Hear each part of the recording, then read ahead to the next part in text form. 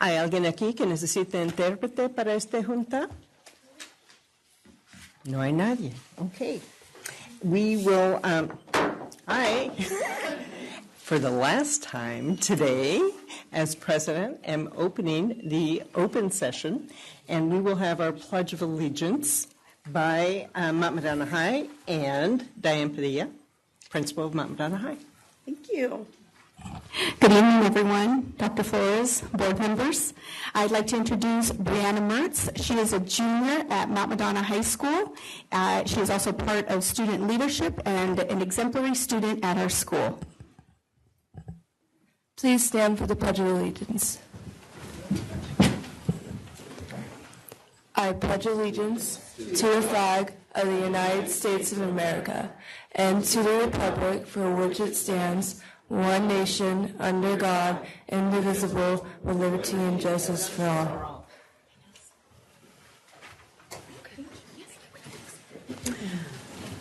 I need a motion to approve today's agenda. Move approval. Second. All those in favor? Aye. Opposed? Motion carries.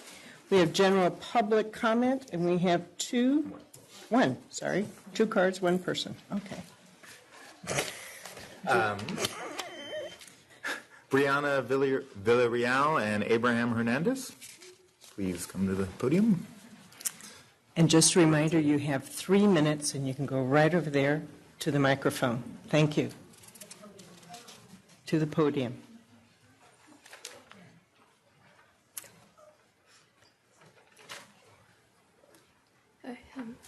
Good evening, GUSD board members and Superintendent Dr. Flores.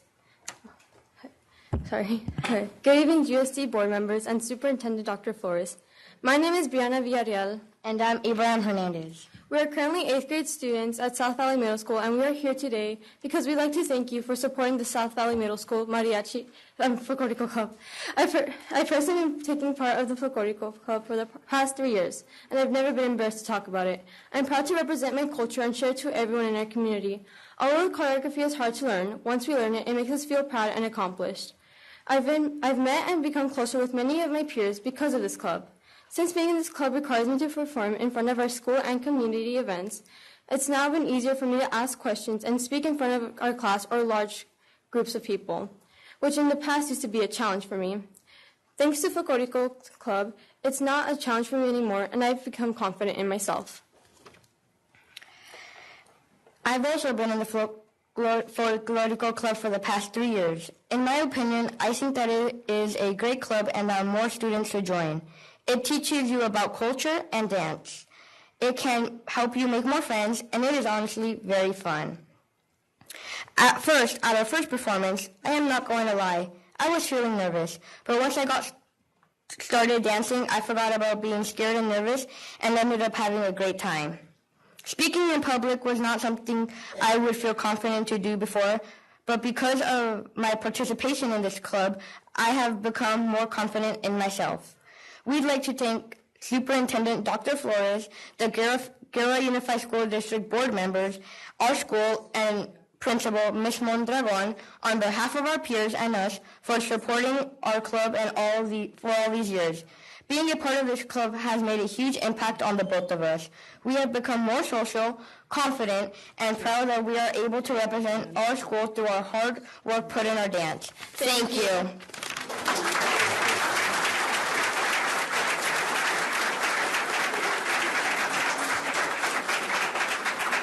Good job. Thank you. And next we have report of action taken in closed session. We decided to readmit 3 students off of expulsion, and those were unanimous decisions. And we had 1 non-readmit that we voted not to readmit, and that was a unanimous decision as well. So all seven board members. We have only had 6 board members in the past few weeks, so tonight we had 7. So that was nice to see. And we have some expulsions to take care of. We have case 2018-05. I believe the expulsions start 2019. 2019-03. Yes, I would move to expel in that case. Do I have a second? Second. All those in favor? Aye. Opposed? Okay. And now we have case 2019-04. Move to expel. Second. All those in favor? Aye. Opposed? Okay, one opposed. I have another motion. Okay. I would like to move to suspend that expulsion. Do I have a second? BC. EC? I'm sorry, I didn't hear you. All those in favor? Aye. Opposed? Motion carries. Thank you. And we have a report. Just to let you know, I thought I wouldn't be doing these, but looking at the agenda, guess what? I am. So,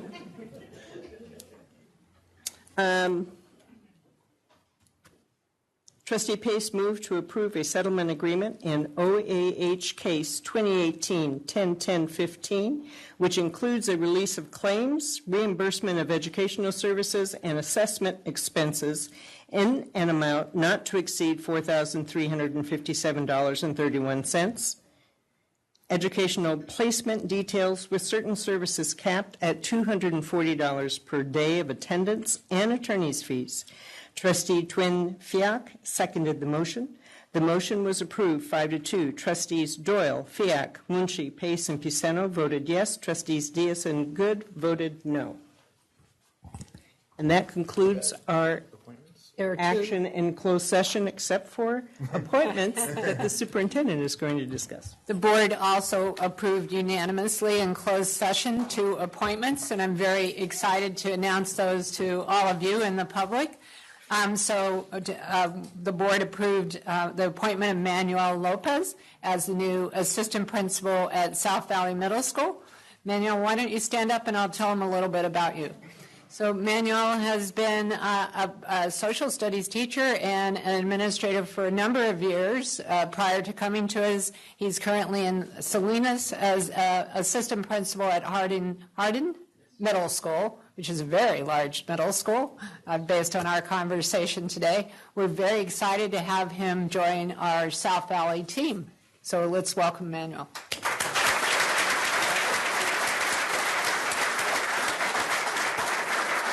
And then Jose De Leon, stand up, Jose. Jose, I'm recommending that the board approve his appointment. They actually already approved it. I'm announcing it to you as our new IT supervisor. He comes to us with years of experience more in the business world, private sector field than in public education, but has a wealth of skills that we believe can be applied to the public school sector. And we're very excited to have him join us as our new IT supervisor. So welcome to the team.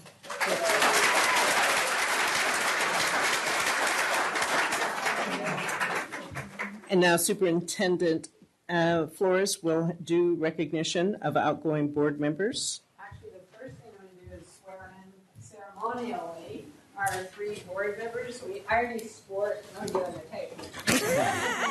I didn't swear it. Does she have to do me too? Because we wanted our 3 new board members to participate in closed session. I swore them in before closed session in my office, of course, but I know family and friends are here to celebrate this wonderful moment of them joining our school board. So I'm going to now do it just for the public and have the 3 of them come up so I can swear them in.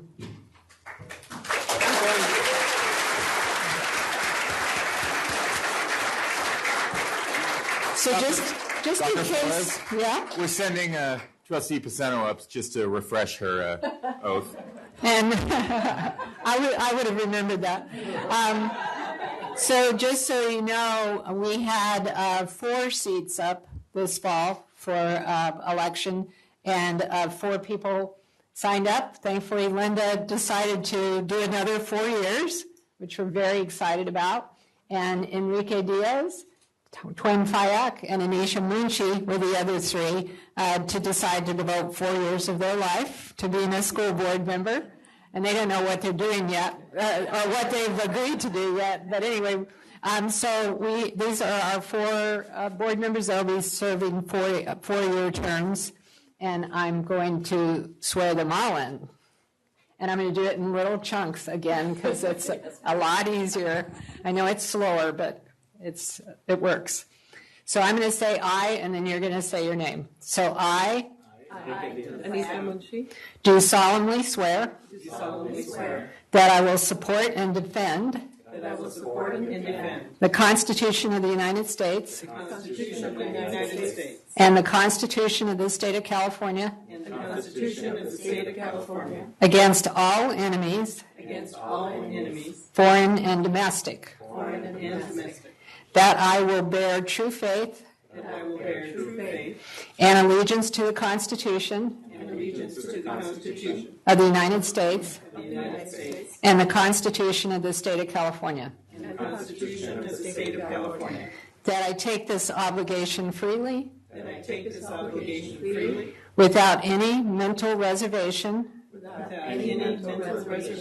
or purpose of evasion. And that I will well faithfully discharge the duties upon which I am about to enter. Congratulations. Welcome to the board.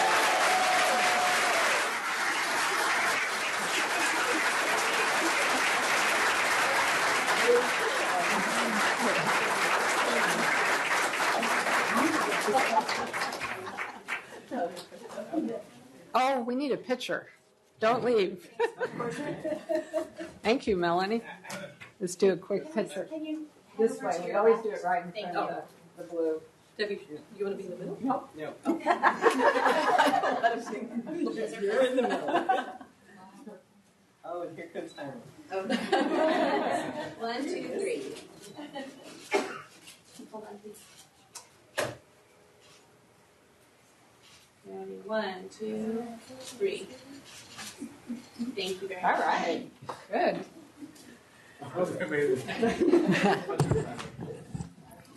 Now, I imagine a lot of people in the room are here to join with us in recognizing the 3 board members that are leaving us. 2 have been with us a long time. So I decided to do this in the order of the least senior. So, Heather, you get to come up first. So,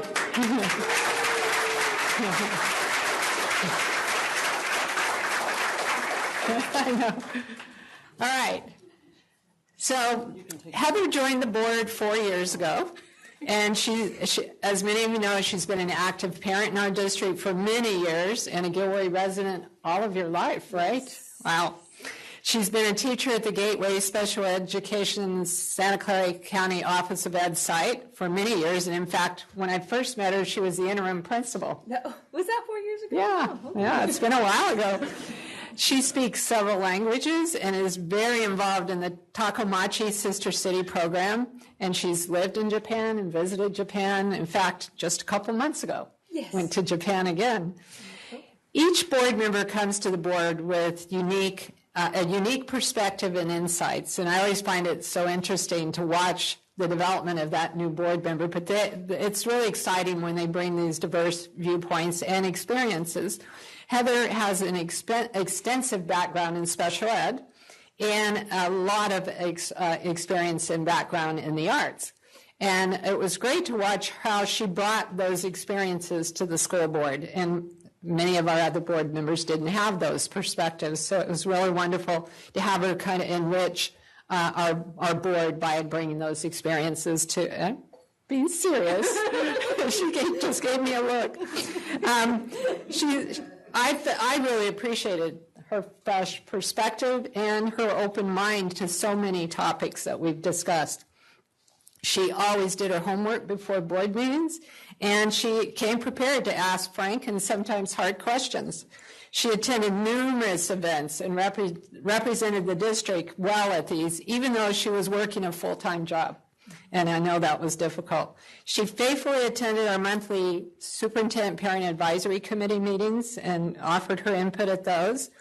And being married to the Teachers Union president, First time I'd had it in my career, and it had to be a difficult task, especially during negotiations. But Heather was a consummate professional throughout those negotiations, and we really appreciated that.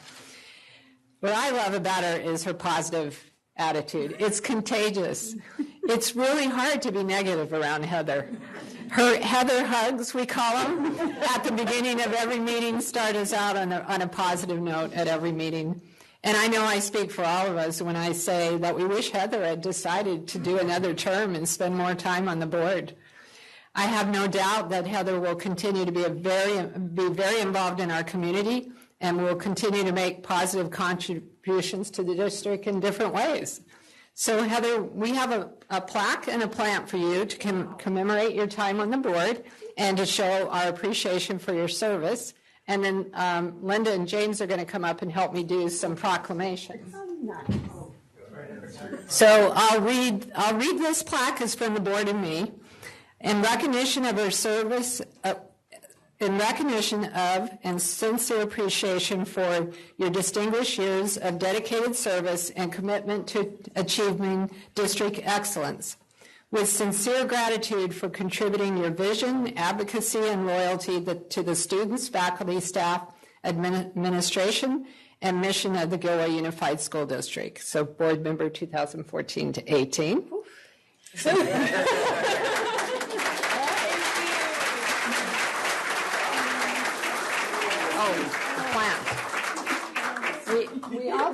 We also have a plant for you.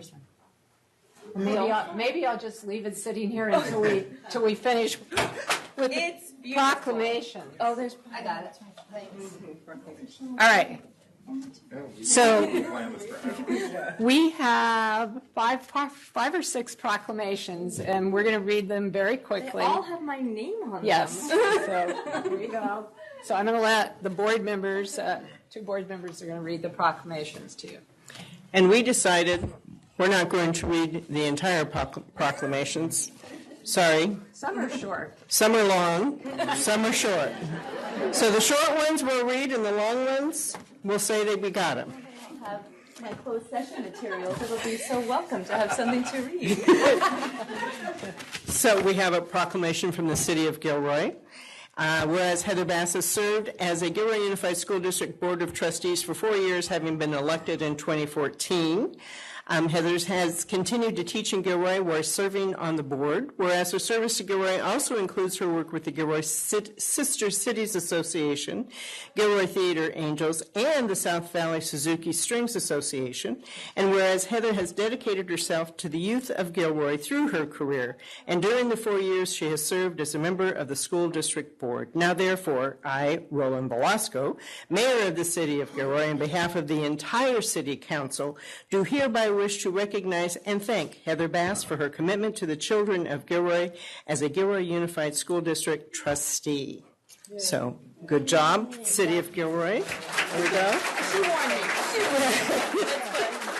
And then we have State of California from the Senate, a certificate of recognition presented to Heather Bass. Just to let you know, the Senate is quite short, which is great. It says, presented to Heather Bass in recognition of her 4 years of service as a board member of the Gilroy Unified School District. Short and sweet. Very good. Oh, pardon me. Signed by William W. Monning, 17th Senate District, California State Legislature. I know, you're so important. Look at this. Certificate of recognition in honor of outstanding community service. We hereby present Heather Bass for your many years of commitment to education in the Gilroy Unified School District. Michelle Campbell, Chair of the Board, Gilroy Chamber of Commerce, and Mark Turner, President, CEO, Chamber of Commerce. My goodness. I know. But wait, there's more. The California Legislature Assembly Certificate of Recognition presented to Heather Bass in honor of your dedication and service to the Gilroy Unified School District.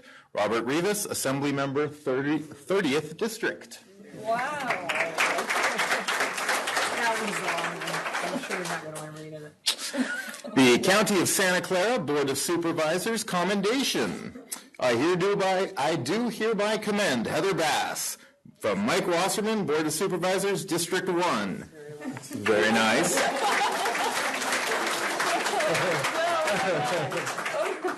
Let me hold this for you. Yeah. And, speech? Yes. Do you want to say something? Well, you got to come over to the mic.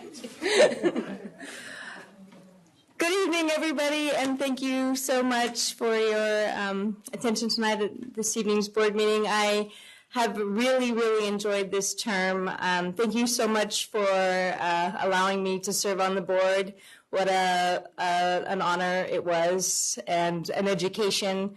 And it really brought me into my own community in aspects that I had never had experience or time before. So I'm really very grateful and excited to look for new opportunities. And some people have already presented some options for me, which is very nice, to continue being involved in the schools. And I really do hope to continue serving. And who knows, I've even thrown around maybe even running again someday. So watch out.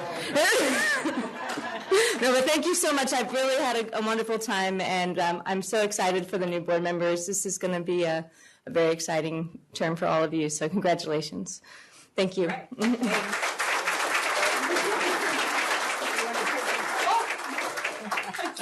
That's so beautiful. It is so beautiful. All right, pictures. Oh, pictures. I'm really.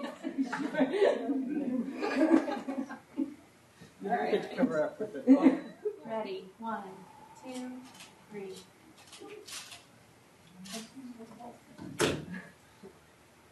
Ready? 1, 2, 3. Thank you. Great. I'm gonna miss those. I'll come by before closed session. Yeah, really. After would be better. Thank you. Thank you.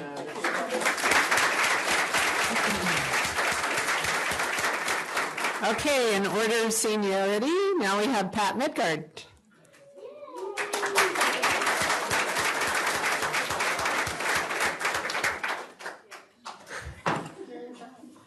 All right, Pat. I promised I wasn't going to cry tonight, so I'm going to try really hard. But anyway, Pat and Jaime are being recognized tonight, and they're the last 2 board members of the 7-member board that hired me almost 12 years ago. Yeah. So this is hard because this is it. This is the last 2, and they've been here the whole way, except for 1 year, right, when you went off the board. I can remember so clearly, like yesterday, the first time I met Pat and Jaime. First, I had an interview with the whole board, and then a couple meetings, and then they decided to take me on a car tour of the schools. So Jaime, Pat, and Denise Apuzzo, I think, was the 3rd board member, and they took me around to the schools. All the while, I assumed they were trying to convince me to come. And by the end of that series of meetings, I knew immediately this was the right place for me, and mainly because of the board members that were part of that initial process, Jaime and Pat especially. Over the years, my admiration and respect for Pat and Jaime has steadily increased, and I'm really going to miss them. Jaime, get up here. Well, now I'm going to talk about Pat. And then Jaime can come up. So first Pat, then Jaime. And I have to say right away, I don't have enough time this evening to say everything I would say about them if I had all the time in the world. So let me start with a few comments about Pat's background. She's lived in Gilroy for, I think, 50 years, roughly. And she's been a teacher. She was a teacher and administrator in our district for 26 years. We were able to figure out from the records. Her 3 daughters attended Gilroy schools, and she's been a school board member for 12 years, almost 12 years. Mm-hmm. Our records are terrible, I got to tell you this. Going backwards, to figure out exact dates is not easy. We fixed that in the last 10 years, but 10 years and beyond, unfortunately, we don't have good records.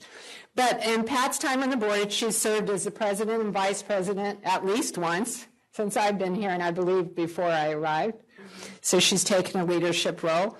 And I've had the good fortune to work with her as vice president in 2016 and president in 2017.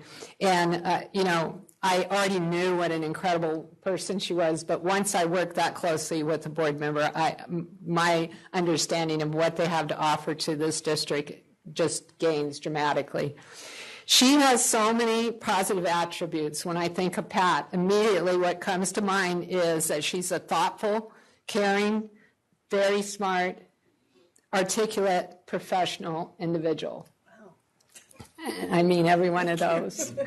It's always such a pleasure to talk to her about schools because she thoroughly understands what it takes to provide a quality educational program in the classroom.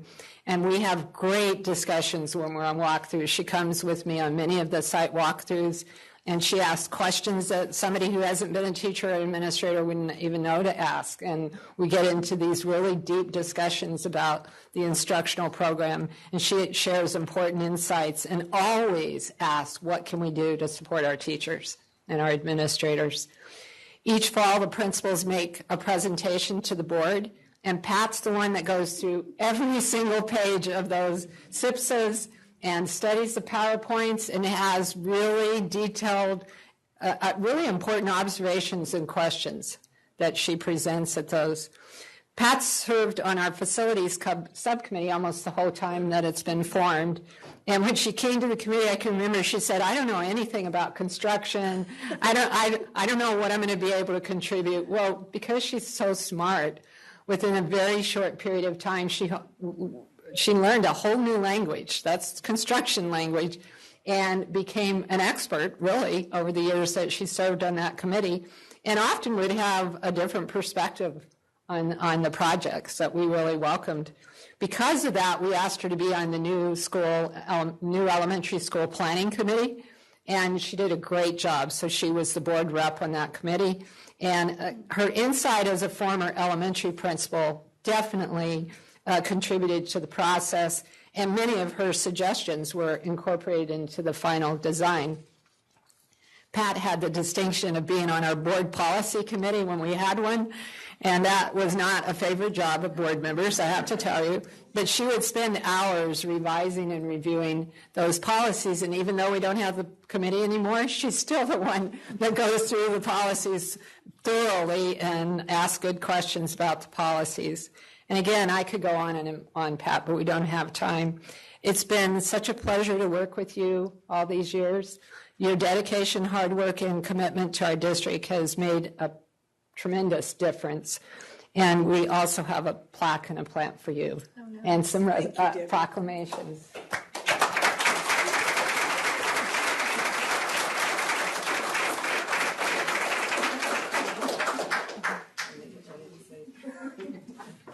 So the plaque for Pat says the same thing as the one I've already read, so I'm not gonna read all three of them. And then we have similar proclamations that we'll present to her as we did with Heather. So there's the plaque. Thank you. Beautiful. Proclamations. The proclamations are the same. Yeah. So you heard them. Yeah. Thank you.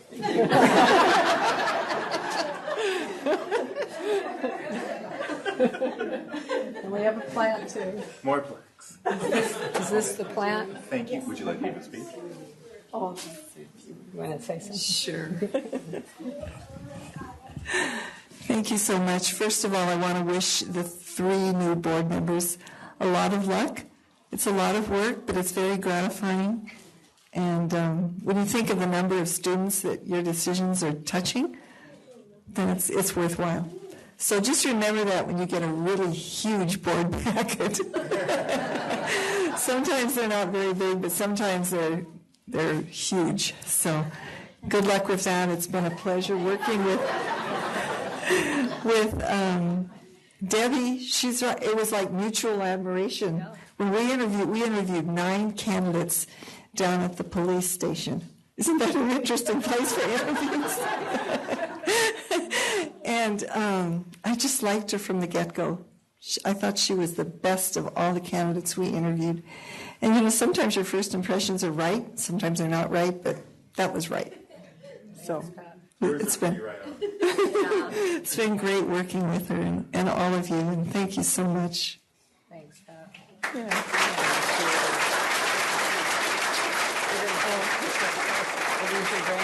Yeah, these are two of our grandchildren. This is Jackson, and with him is Wyatt. And how nice. Okay. Do you want your picture? Yes.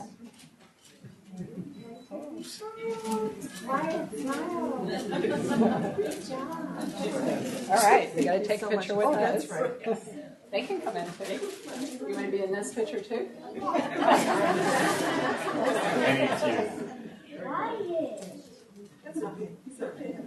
Uh-oh. Okay, you ready? 1, 2, 3. Okay, hold on just a sec. Ready? Come on, Wyatt, let me see that big smile. 1, 2, 3. Thank you. Great. Good job. It's going to miss you. Well.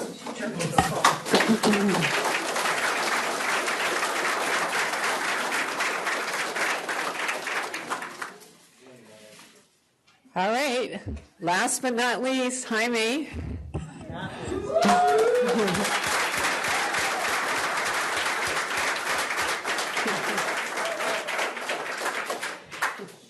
Jaime's been a board member for, we think, 17 years, right at. 16 and 0.7. Oh, he's got it exactly. So almost 17 years. And we think he's the longest serving board member in our history, but we have no way to check it. Because all the records are out in boxes in the warehouse. There's no way we could ever. But anybody who can contradict that, let me know. But anyway, he's served as president and vice president at least twice, probably more, but at least once with me in both positions. Jaime's lived in Gilroy since the early 60s, right? Close? 1975. 1975. His wife was a teacher in our district, Avelia, for 30 years, close to 30 years. His children have attended our schools. As you know, he owns this very successful business in Gilroy, Russell Furniture. He's so involved in our community. I couldn't list all the groups that he's been a member of or on their board, but the ones I'd like to highlight, he's been an active member of Rotary since he arrived, I think, shortly after, maybe the early 80s. 2000. I give up. I'm not saying any more dates. That's the end of that. He's been on the Chamber of Commerce for many years. And he's been very involved with Leadership Gilroy and the Latino Family Fund. You might even be a founding member of that, right? Yep. The first thing that came to mind when I was preparing these comments about Jaime was his role in passing both Measure P and Measure E. I'm convinced, I have no doubt, first of all, I don't think Measure P would have been on the ballot because the board and I had reservations. So it came up in, I think, the spring, maybe even at the end of the 2008 school year, and this was next November's election, and we started talking about a bond. And it felt like we just didn't have enough time, but Jaime was relentless. He was convinced we needed to go out for this bond, and we did, because we could not have finished Christopher High without it, and he was absolutely right. So we reluctantly came on board, and then, we, as you all know, the bond measure passed, but Jaime opened up his business for us to have meetings and do phone calls from a phone bank. He launched the whole effort at his house. He just was tireless. He worked, I bet, every single day of those 3 months on getting this bond passed. And I am convinced that because of that, we have Measure P. Well, as if that wasn't enough, several years ago, we decided to go out for another bond measure, Measure E, and some of us were even a little reluctant on that. But we formed this time a much bigger committee, which worked a lot better, I think, than the first time.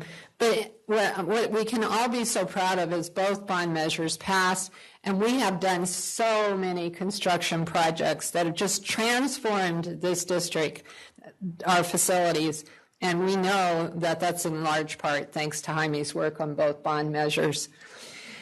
Jaime's been on the facilities subcommittee, which we created after Measure P passed. So that following year, we created the subcommittee. He joined it immediately as one of the 3 board members on the facilities subcommittee. The committee meets a lot of hours every month. Not only do we have a meeting, but we go out to construction sites. We do a lot of things related to facilities. And he brought a unique perspective to that committee because he's a business owner, he has buildings, he's dealt with construction, and it was a great perspective to have. And as we would do walkthroughs, sometimes I would cringe because Jaime would say, well, what if we did this? But a lot of times we ended up doing that, whatever it was, because it was a really good idea. And we're really grateful that he did it. I've been superintendent almost 20 years, and I've worked with probably 50 board members now. And out of all those board members, Jaime gets the record, I think, for attendance at events and visiting sites. It's thousands, I know, for sure, over almost 17 years.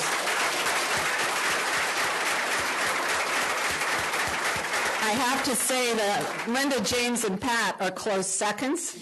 And Linda and James, if you just serve almost 17 years, maybe you'll get there. Yeah, right. I'm always glad to have Jaime join me on a site visit because his knowledge of the district goes far back. He's, been like our historian, and I usually learn something I didn't know about the site or the staff. Plus, he brings, again, a unique perspective, as all board members do, about what's happening in the classroom. And we've had great discussions about that, where we'll stay even after the site visit and continue to talk about what we can do at that site. When the cities of Gilroy and Morgan Hill decided to form a South County Youth Task Force, and that's almost 10 years ago now, it's hard to believe, and they asked the superintendents from both districts to be on the task force, and they asked that a board member participate on that task force, and Jaime expressed interest immediately in being on the South County Youth Task Force. So he and I were on the founding members of the task force, and Jaime has faithfully, until 2 years ago, was our rep, and now Linda is. But he was so involved in the task force, still is, not as a member of the task force now, but that I'm so proud of that task force because the focus of the task force was to reduce gang activity among our youth, and there's no question that that outcome has been realized, and we're all very proud of it. And Jaime can I know appreciates all we've done. We've created intervention systems and a lot of supports for the youth to try to direct them in another direction than towards the gangs, and we've been very successful, and Jaime played a really important role. Until we hired a PIO a few years ago, Jaime was kind of like our PR person.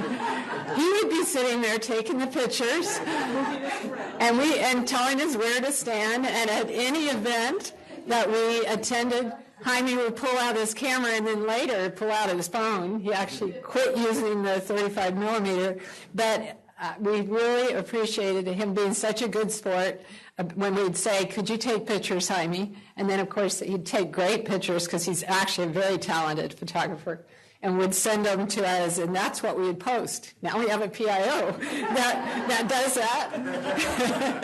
And he was like our district's cheerleader. He was always trying to portray all the wonderful things we were doing for the public, and we really appreciate that you did that, Jaime. Jaime, your dedication and commitment to this district is unmatched. You've done so much for this district, and with no other motivation than wanting the absolute best for our students and our schools. You've dedicated almost 17 years of your life to this district, and you can leave knowing that you've made a significant difference. I know I speak for all of us when I say that we can't thank you enough, and we're going to miss you so much. And we have a plaque and some proclamations.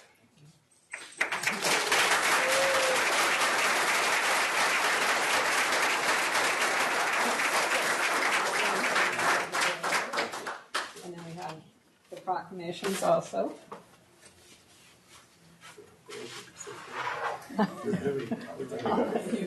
Yeah. And then, of course, the plaque. So I don't know if you want to say speech. Could I say just? Here, shall I? Sure, of course.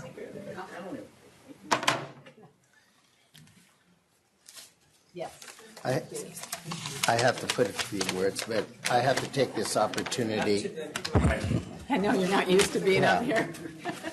First of all, I want to thank everybody. And it's been an honor to serve 16 years on the board. I really, we all share the responsibility to hold our schools accountable and provide the best education for our kids. So as a school board member, I can tell you that it's been a labor of love. It really has been. It's been the one thing that I have really admired in what's going on in our schools. I've admired the leadership that we have in our schools and how far we've come. I see the leadership, I see the teachers, I see the dedication of the staff, and it blows me away. I just really admire what we have in our school here, our school district. I wish to acknowledge and thank the dedicated leadership, the educators, the support staff that have maintained a focus on continuous improvement to serve the needs of all students. I wish to acknowledge and thank our dear Superintendent, Dr. Flores, and my fellow board members, the real friends, lifelong friends, who have demonstrated tireless commitment to support our staff and improve our schools and to provide the best education for our kids. I wish to thank my friends, civic leaders, and the community who have been so supportive for the needs of our schools. I'm proud of the progress that has been made in our schools. Thank you all for the opportunity to serve the interests. Finally, I want to express my appreciation and love for my wife, lifelong supporter that he has put up with lots, maybe too much sometimes, and my children and their spouses, my 8 grandchildren, my parents who now live in Gilroy, my brothers and sisters. We're a big family, so I won't name all the things. My mom's right over there, and I want to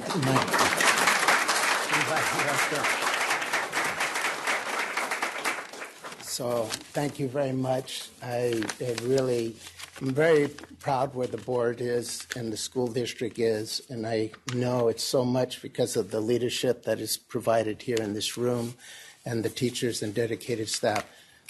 I feel very confident of leaving the board. It's the right time for me, and I'm just absolutely excited about the new leadership on the board. I think we've got a great thing going and a great thing to continue. So thank you so much.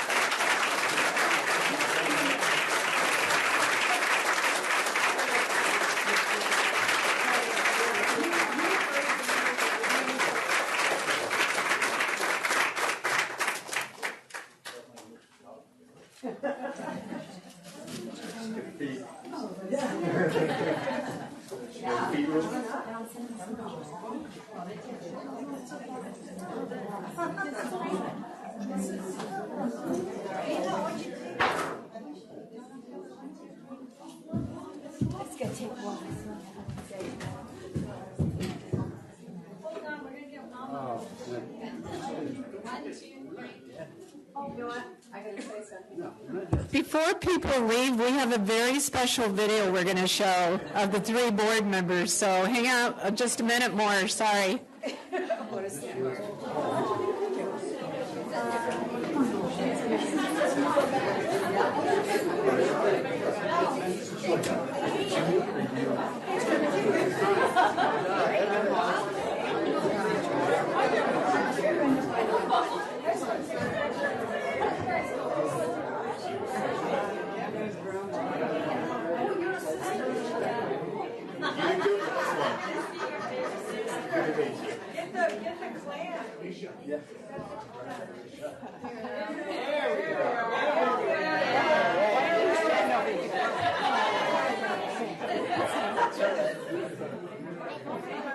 Wow.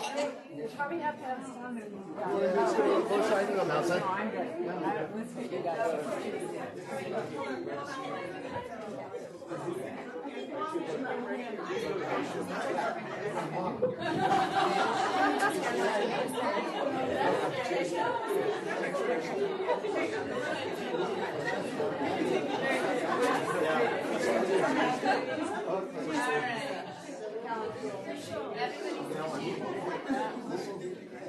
You can ask yourself that for 4 years.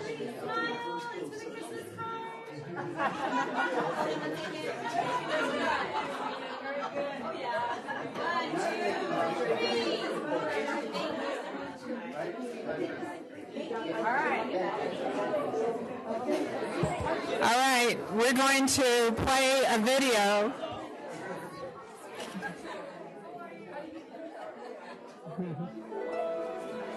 I'm limited. Great. All right, we're going to show the video now. I'm limited. And just look at you. You can do all I couldn't do. Is the volume? Linda. So now it's up to you.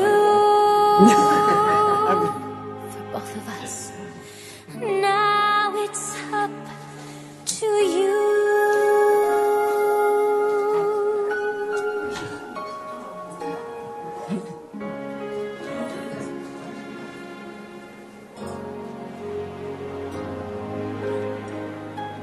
I've heard it said that people come into our lives for a reason, bringing something we must learn, and we are led to those who help us most grow if we let them, and we help them in return. Well, I don't know if I believe that's true, but I know I'm who I am today because I knew you. Like a comet pulled from orbit as it passes the sun, like a stream that meets a boulder halfway through the wood. Who can say if I've been changed for the better? Because I knew you. I have been changed for good. It well may be that we will never meet again in this lifetime. So let me say before we part, so much of me is made from what I learned from you.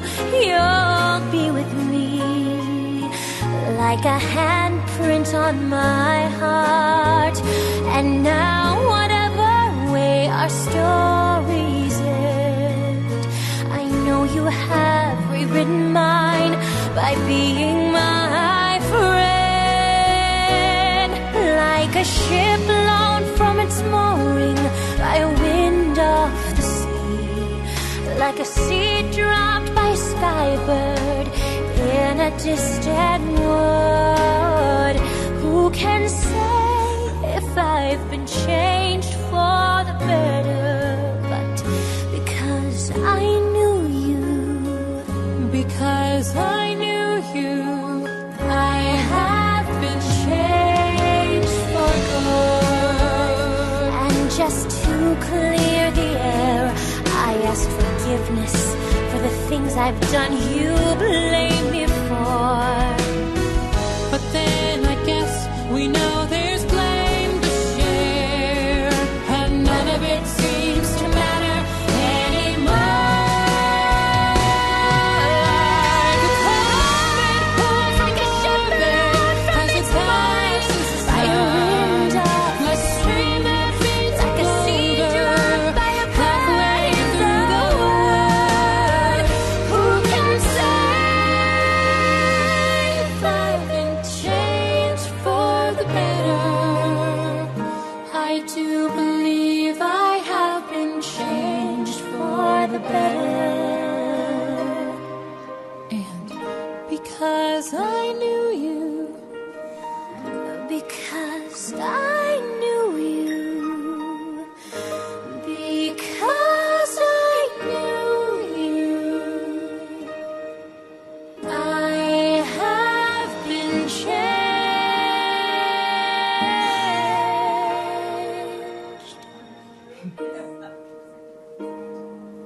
For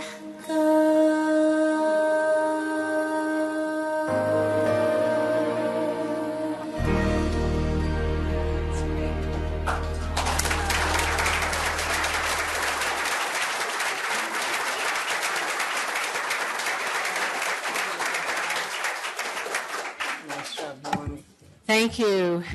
I have one more recognition. I don't know if you all want to stay, but it's our tradition to recognize our outgoing board president. So I'd like to ask Linda Pacino to come up.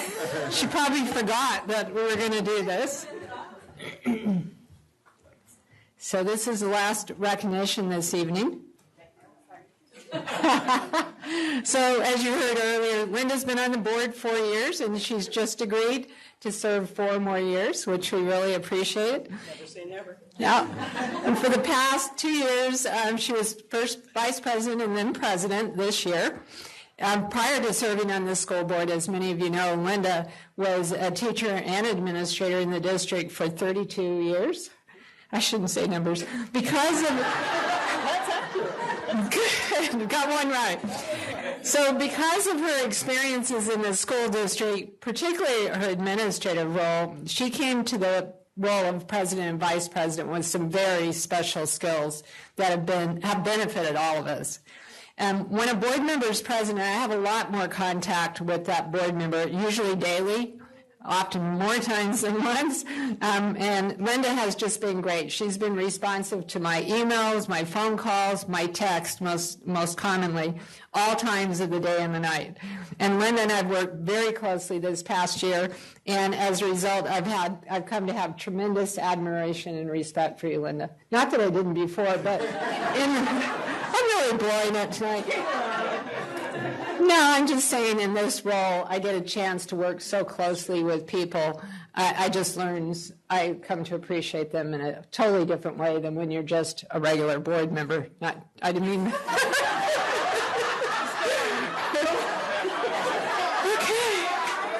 If I have a job after tonight. Okay. I know I'm blushing. Okay. During our bi-weekly executive committee meetings, Linda asks probing questions, she carefully reviews the draft agendas, and she provides direction regarding the development of the agenda. During board meetings, she's ensured that the meetings ran smoothly and yet was an active participant in the discussions.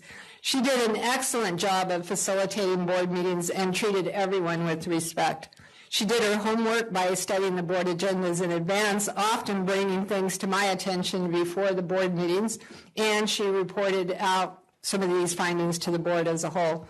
She sent questions to our staff in advance, detailed questions, which we appreciate. We really do. And what's so clear about Linda is she puts students first. It's always the first thing that she talks about and thinks about is what's best for our students and our staff, and because she's committed to having the best educational programs possible. Filling the role of president and vice president is a lot of work. Despite that, a couple of years ago, she agreed to replace Jaime on the facilities subcommittee, which I've already explained is a lot of work. And she's done a great job in that role. Again, came to it without a lot of knowledge about facilities, and she's come up to speed really quickly. She's attended meetings with the mayor and city administrator on a monthly basis, and she took Jaime's role as our rep to the South County Youth Task Force. And like I said earlier, she's accompanied me on many site visits, and someday we'll match Jaime, right? So in closing, Linda, I really and seriously really enjoyed working with you and getting to know on a different, more frequent basis. And on behalf of the board and we have a vase for you and a beautiful. I have to show it to you. It's very heavy. It's not attached. Well, after you told me that. Okay, we're going to bring it in 2 parts because I might have dumped it. So it basically says, Gilroy Unified School District proudly recognizes Linda Pacino, outstanding president for 2018. And this goes on top of that. I'm not going to do that. I don't know if you want to do that right now. Okay. Okay, we're going to take your picture, though. So do you want to hold it? Yeah, that would be great. Okay, how about I do this? I'll just do this.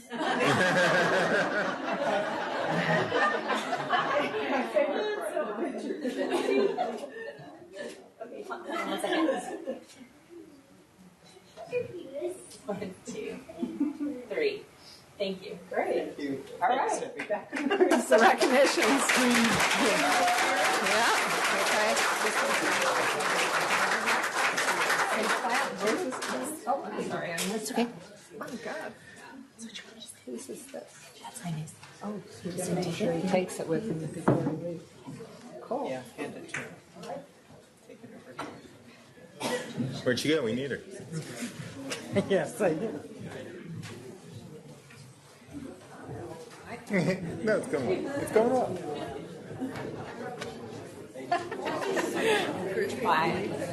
Yes. Okay. Yes. Yes.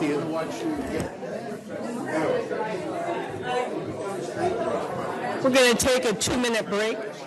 Thank you. Congratulations to you. I meant to go and see you. Yeah, I meant to go see you yesterday, and I completely forgot I've got family coming in. Hello. She's yours now. Oh, thank you for your mom. We're going to miss her. Thank you so much, Lawrence. Thank you. Thank you. Thanks. Here, let me introduce you to Debbie.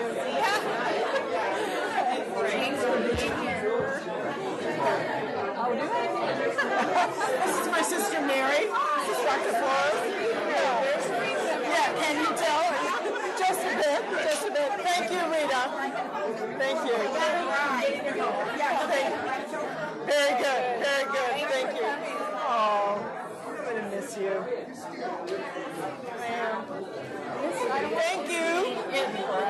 That was nice of you to come. Appreciate it. Or have you? Are you? Oh. Good power to be able We'll see you next Thursday night. Oh, man. I don't know if anybody heard it. Not now, but Christmas, right? But you want, but It lasted a lot longer than I thought. Yes. I thought half hour, 45 minutes. You knew I was coming.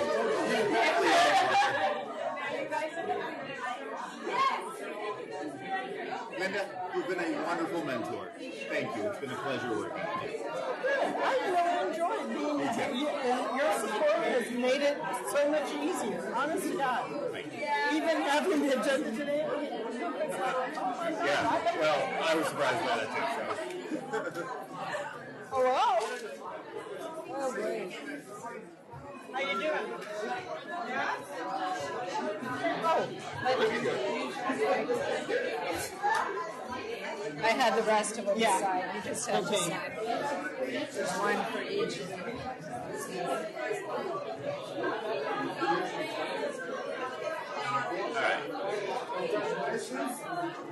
There you go.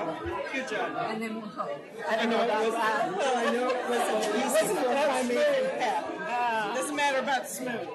Yeah. Oh. Oh, good. I thought, well, I didn't want to cry through the whole thing like I did with Tom Rogers. I just broke down and cried. So I was trying really hard to keep it light. Yes. The other public comment is a kid, and it's on the folklorico, the end of the meeting. Let's do it now. Yeah. I don't want to get, where's? I don't know. Yeah, Lucy knows. I want this. Let's do it. Where's Linda? So, how do we change the amend the agenda? How we would do as a kid?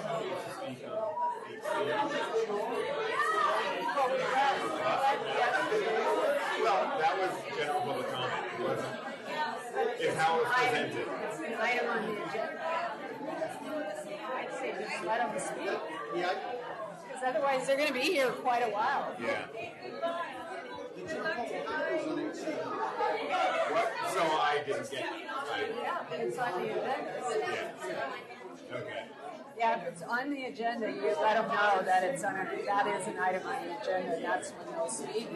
But if it's a general comment, not about an item on the agenda, then you put it under public comment. Yeah. How about It's the same topic. But how about amend the agenda to allow additional comments? That's good. Yeah. Additional public comments, and we'll just do that later to request a change on the future. So do we do that before?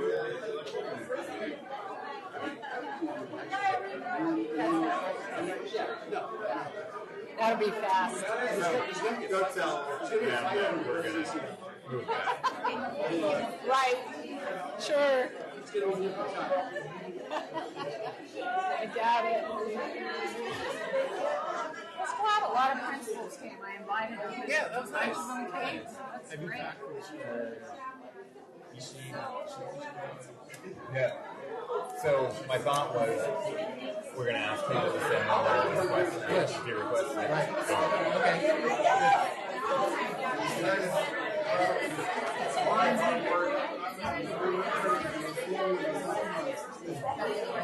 I don't know if you sound like I was talking to you just right now. Okay. Mr. Rodriguez. I was listening. Soup? Well, yeah, he was superintendent of a super tiny urban group, but we were on the board together in the 90s. Did he read? I don't know if I read. He was here talking to me. Well, so this kid's Yeah. is out in Okay. So before the election? Okay. Hey, Linda? So I can take the fall and say I screwed up. Let's just do it. So we didn't know that this year, like the other two. you can read up on public comment and do that and press forward. Yeah, because the Yes. whole family's sitting. Oh, well, let's just do that. Yeah. Alejandro Hernandez. Oh, 2 kids. 2 kids? Yeah. I mean, don't forget next Thursday night. We'll all be there. Yes. Great. All right. Thank you. Bye. Thank you. Oh, they're sincere. Okay, so All right. is that loud enough? Hey, gotta get their attention. Boy, get their attention. Yeah. Our meeting will now continue, and we are going backwards to public comments, and we have. I apologize for my mistake earlier. Alejandro Hernandez and Irene Carrillo.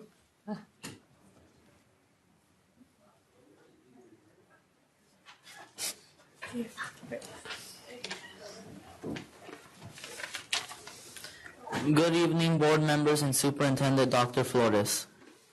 My name's Irene Carrillo. And I am Alejandro Hernandez. We're both 8th grade students who have been participating in the Mariachi Club for 3 years. We would like to take the time to thank you for supporting our club at the South Valley Mariachi Club. Through this club, we have learned many skills that we believe will be helpful to us in the future. We have learned to be confident, respectful, and responsible. Through mariachi, we have had many new experiences, including the opportunity to learn how to play an instrument, learn about music theory, and learn vocals.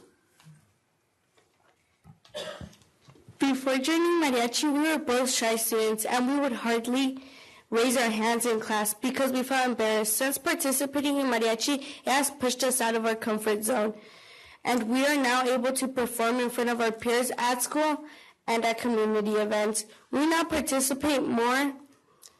We now participate more in class because we feel more confident about sharing our opinions. Mariachi has opened up so many doors for us because we have experienced things that we would have not had the opportunity to do if we didn't participate in mariachi. And now we have been able to make new friends.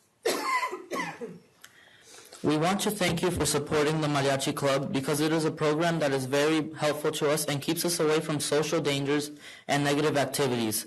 It helps us stay involved in our school and community. We have seen it be truly helpful and extremely beneficial to other kids who are shy students just like we were and are just looking for a fun, positive activity to do after school. Apart from this, it is a great way to build new friendships and improves our social life because it helps us stay less awkward and tense when meeting new people. On behalf of our peers, we would like to thank Superintendent Dr. Flores, the GUSD board, and Ms. Mondragon for supporting our club throughout the years. Thank you. Good job. Thank you. Good job. Sorry we made you wait, but thank you for staying in there.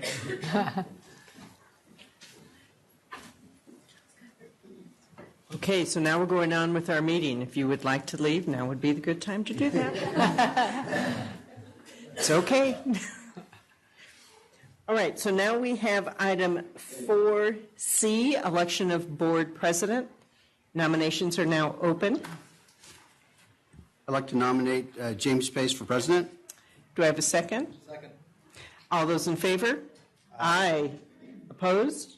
Motion carries. President Pace. Thank you. The hammer has passed. Moving on to item 4D, election of board vice presidents, president, singular. Nominations are open. I nominate Mark Good. Are there any other nominations? Okay, nominations are closed. We have a nomination. I guess let's vote for Mark. All those in favor? Aye. All right. Congratulations. Congratulations. Thank you. Let's move some seats. Okay. All right. I have to get all my paraphernalia. I understand. And I just lost something. You have your agenda, right? Yeah.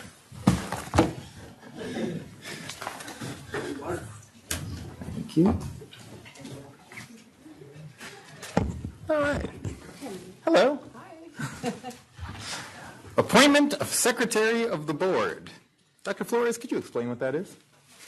I am the board secretary, so I would like to appoint you as still secretary. have to take action on it every time. I nominate Dr. Flores as the Secretary of the Board. Second. All those in favor? Aye. Opposed? Congratulations. Thank you very much. Okay, item F, proposed 2019 board meeting calendar. The board will discuss the meeting dates of 2019. Has everyone had the opportunity to look at the calendar? Any discussion?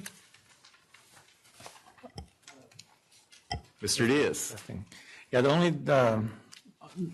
only observations I have is that as much as maybe I would be the one that would not like it as much either, but is that I wish we would meet a little more often during these early months, especially when we're getting used to the agenda and the process in general. Because I see that and especially with hot topic items coming on into play in the first half of the year with budget items and budget cuts. So that would be the only observation I'd make. And the only thing I would say about January and February is it's not just about the meeting date. We literally spend a week producing an agenda. So in January, as you know, we're off that first week of January. So the earliest we can prepare an agenda is that week of the 7th, and literally it takes us all week to do that. So, I mean, we could have another meeting on January 31st, but that's up to the board. We would have a short week to prepare that next agenda. That was another thing we considered, because even a day less makes it very difficult. I guess what I'm hearing is you would maybe, so these are the board, where we do the work of the board, but workshops, that could potentially be on other dates. Yeah, So like if we want to maybe have we a could budget workshop, we could definitely schedule that. Right. There's not so much involved in producing Right. that agenda as a regular agenda. So approving these dates doesn't preclude that kind of workshop. Any further discussion? Is this an action item? Mm-hmm. Okay. Review and discuss. Action. Okay. I'd move approval on the calendar. Second. All those in favor? Aye. Opposed? Got a calendar. All right. Then item G, the 2019 Board Committee and School Assignments. As you know, we each have an opportunity to go out into our schools and be a representative to our community. So we as a board assign each other schools. So I would welcome your input on any of the committees, schools, or whatever that are listed. Email me the things you're interested in, and I will work to prepare something that hopefully works for everyone. So, and when would you like those by? That's a good question. Our next meeting is the 17th. So let's Wednesday. January 4th would work well for me if you could get those. That'll be before the e-board meeting? Correct. Okay, great. Okay. Moving on. We will now convene to the regular board meeting. Considered convened. Next up, item 6A, Student Board Representatives Report. Ms. Dosange, thank you for your patience this evening, and tell us what the wonderful things happening at Gilroy High. Alrighty.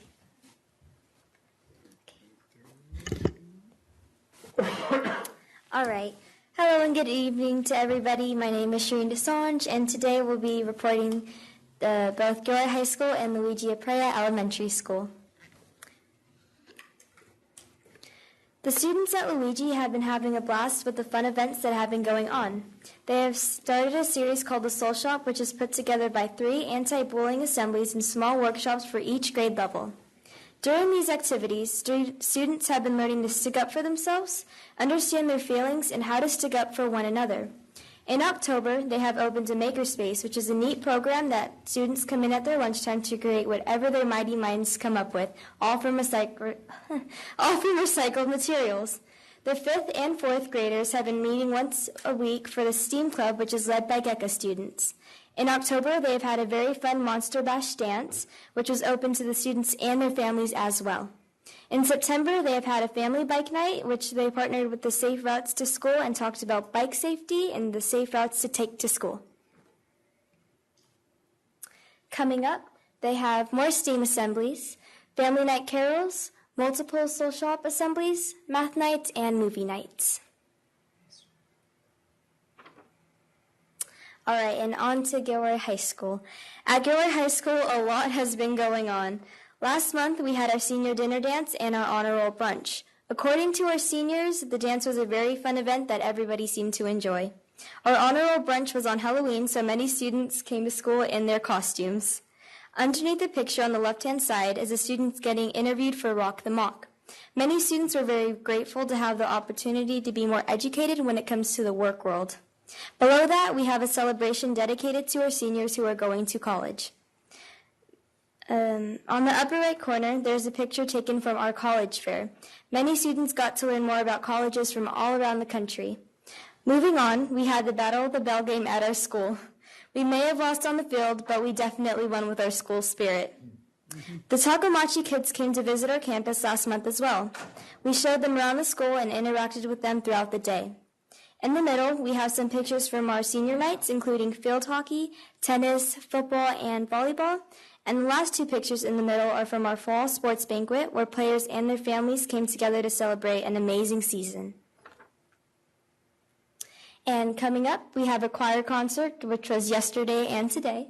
We have a Winterfest, the Takomachi visit, a blood drive, one smart cookie, which is we celebrate all the students that got honor roll, and we just reward them with little cookies. And we have Winterfest in January, our Winterfest rally, and the Rotary speech. And that sums up the report on both schools, and happy holidays. Oh, that's it. All right. Good job. Thank you very much. Dr. Flores, the superintendent's report. Thank you. Well, there's so much that happened this last month, and we're already way behind our projected time. So I'm gonna skip some of them and just do some highlights for you. A highlight every year is the Mount Madonna Thanksgiving luncheon at Mount Madonna, and a number of us attended that. It was just great. Again, as always, and our food service people just really outdid themselves this year. You couldn't have purchased a better luncheon. Cheryl Galloway and I were asked to come and speak to the mayor's coffee on November 17th. So on a monthly basis, the mayor meets with members of the public, and apparently 30 to 50 people show up. In a prior monthly coffee, the issue of school safety had come up as a topic, so he asked me to come and speak. So Cheryl and I went to the coffee, and I think there were about 30 people in the audience, and it went very well. Of course, Cheryl did a great PowerPoint, as usual, and shared everything that we've been doing as a district in the area of school safety, and I think people were impressed. James was there, and I used that opportunity also to tell them what's happening with our enrollment. So I figured we had 30 people in the room. I might as well let them know what's happening. And then it was just a Q&A after that. So a lot of questions about a variety of topics. I think it overall went really well. It definitely did. Yeah. All of us, except BC, attended the California School Board's annual conference called the AEC in San Francisco, November 28th to December 2nd. I thought the workshops were really good. I know we talked, and I know we learned a lot from attending the workshops. There were some themes or strands, I would say, at the conference, and we all attended different workshops, but it's the one time a year where I think we get quality professional development, both board members and the superintendent, about a wide range of topics. Last Thursday, following up on what I just said about safety, we regularly do drills now in the district, and I activate our Emergency Operations Center without any warning, and we test our system.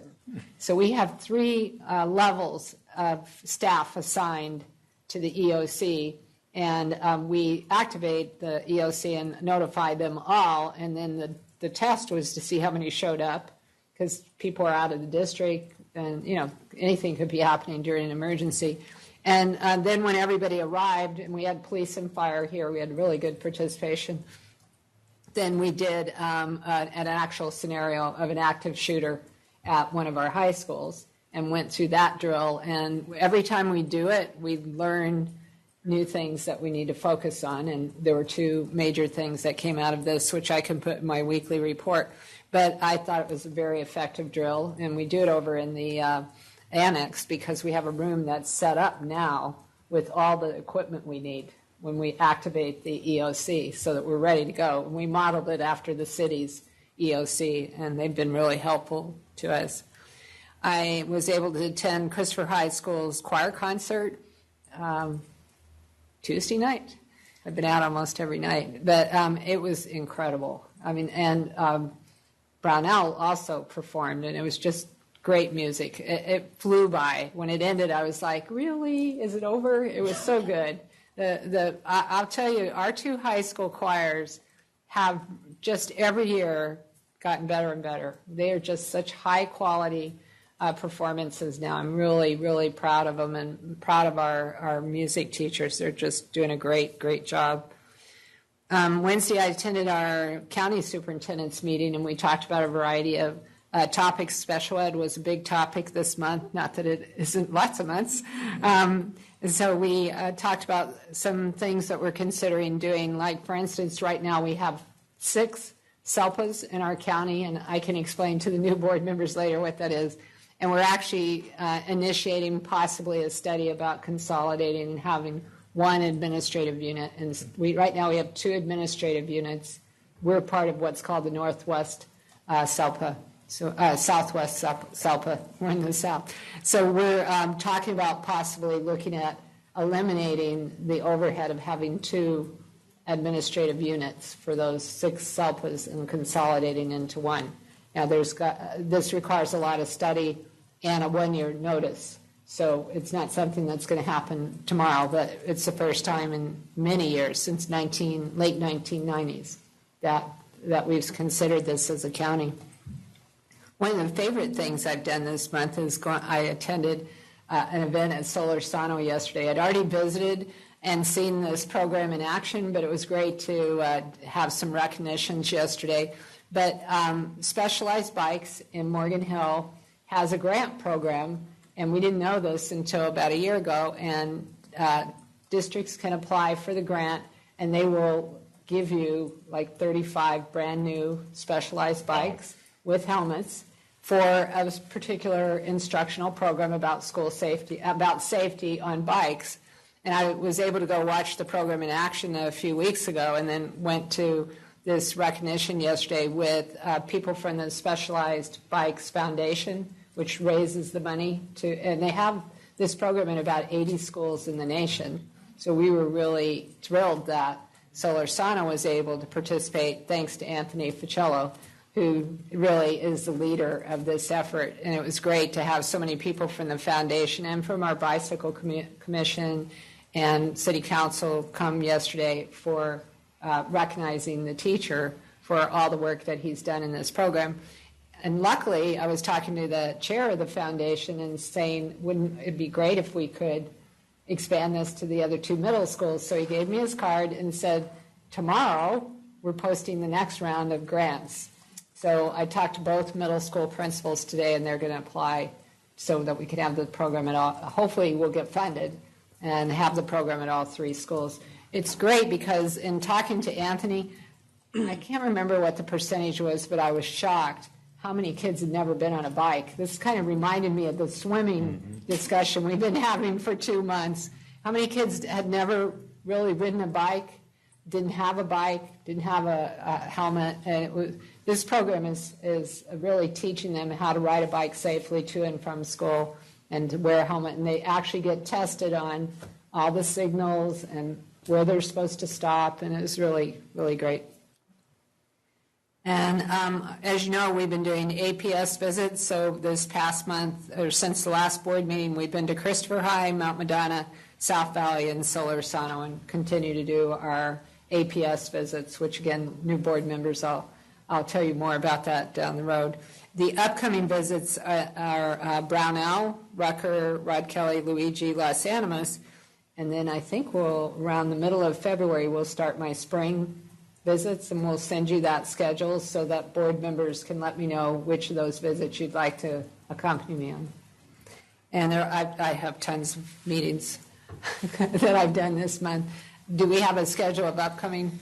So here's some upcoming events that you might want to attend, mostly band and choir events over the course of the next week.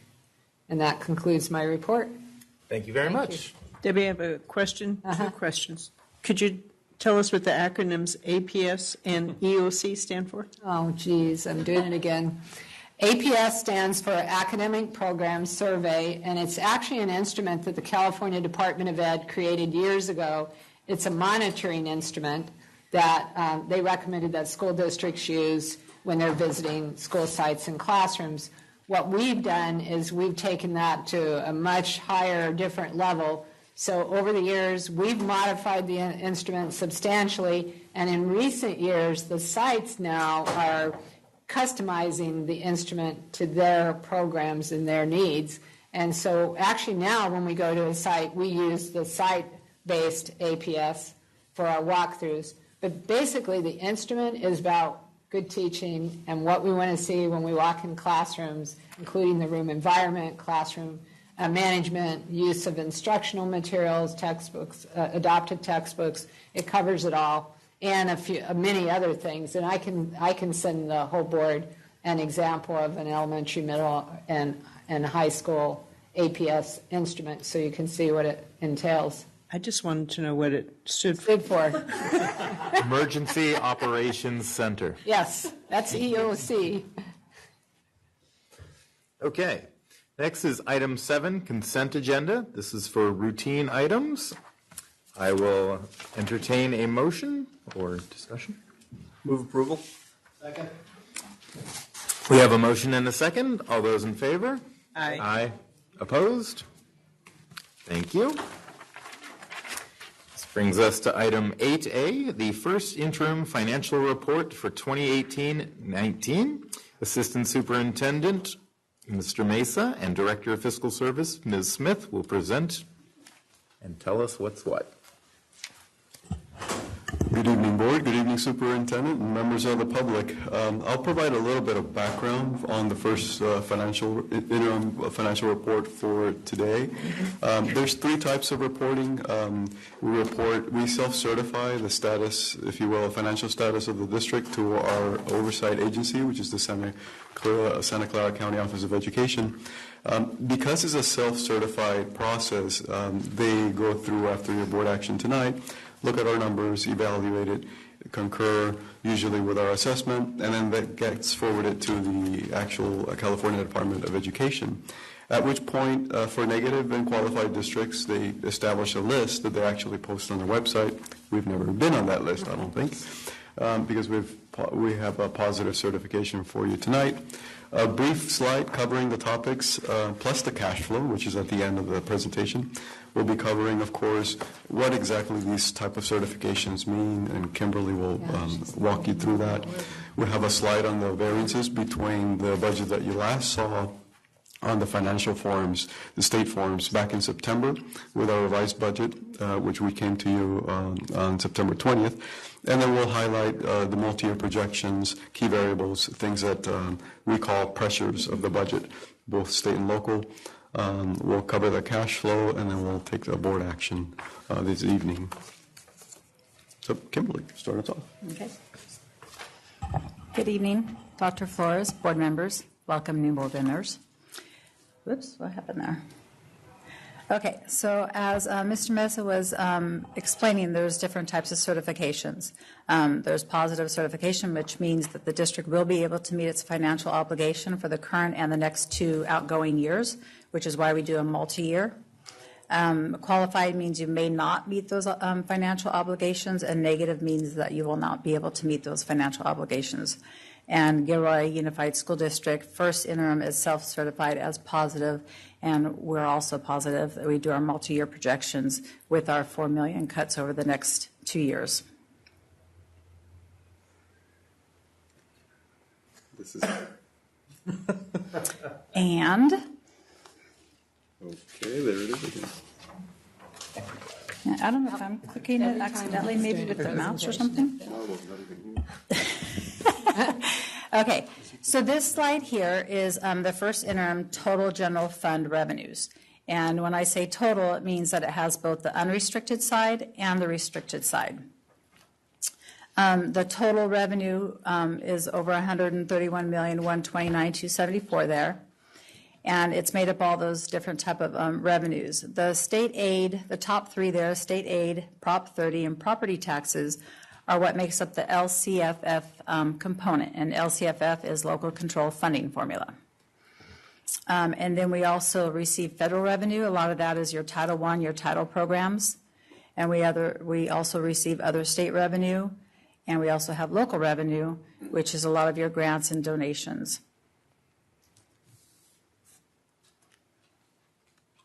This slide here is the education protection account slide that we wanted to just give you kind of an overview of how it's been since it first started out in November of 2012. And the education protection account, Prop 30, was with the income sales tax and personal income tax. And in November of 2016, it's called Prop 55 now. It's an extension of Prop 30, and it's just the personal income tax of the upper income. But what I wanted to explain is those three revenues, the top three revenues, the state aid, Prop 30, and property taxes, which make up your LCFF, your local controlling. That's our floor. That's our basic funding. And when in the beginning, in 2012-13, we had a higher amount, over 12.1 or 12.2 million there of the EPA funds. So that meant that state aid and the property taxes were a little bit on the lesser side because the three of them together will make up our entitlement or our revenue limit for that year. When you look now at 18-19 that we're in, I mean, we have like, I think it was 800 and, or yeah, wasn't even close to $1 million. So in that case, the state aid and the property taxes make up the larger amount of our funding. And this slide here is the total general fund expenditures, both restricted and unrestricted, and it's over $140,628,970 up there.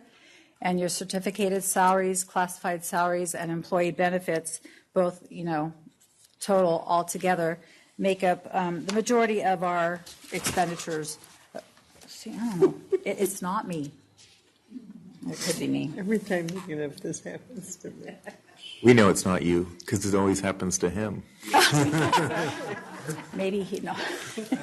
That's what she's doing. So, and then we have our books and supplies, and within that category is also your technology, your Chromebooks, computers, and so forth. We also have our services and other operating expenses, capital outlay equipment, and then other outgoing indirect costs, and that portion also includes like our COE costs for special ed and any indirect cost.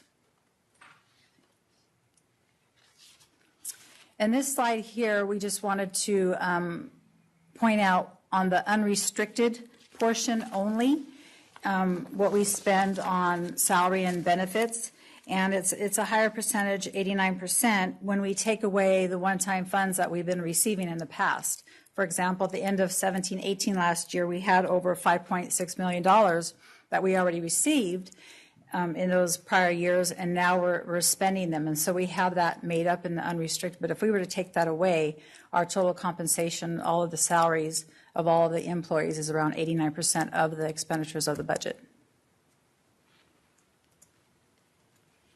And this slide here shows the variance between the last budget that we presented, which was revised budget, and we do that at the end of the year when we close.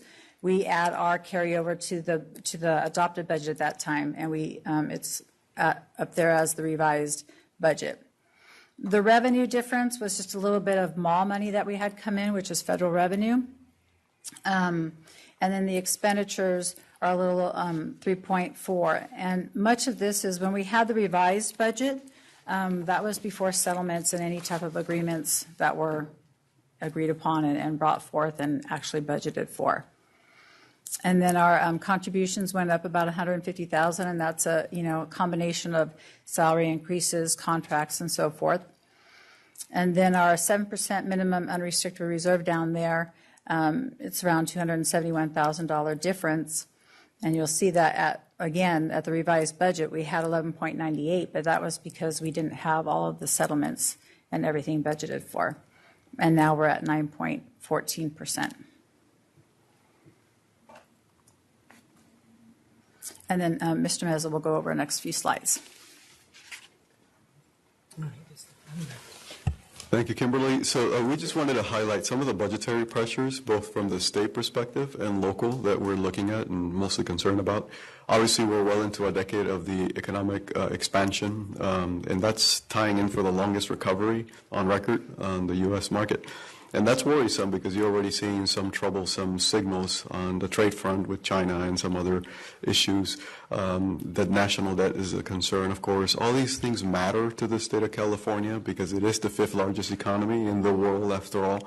And so we're susceptible to fluctuations in the volatility of the market.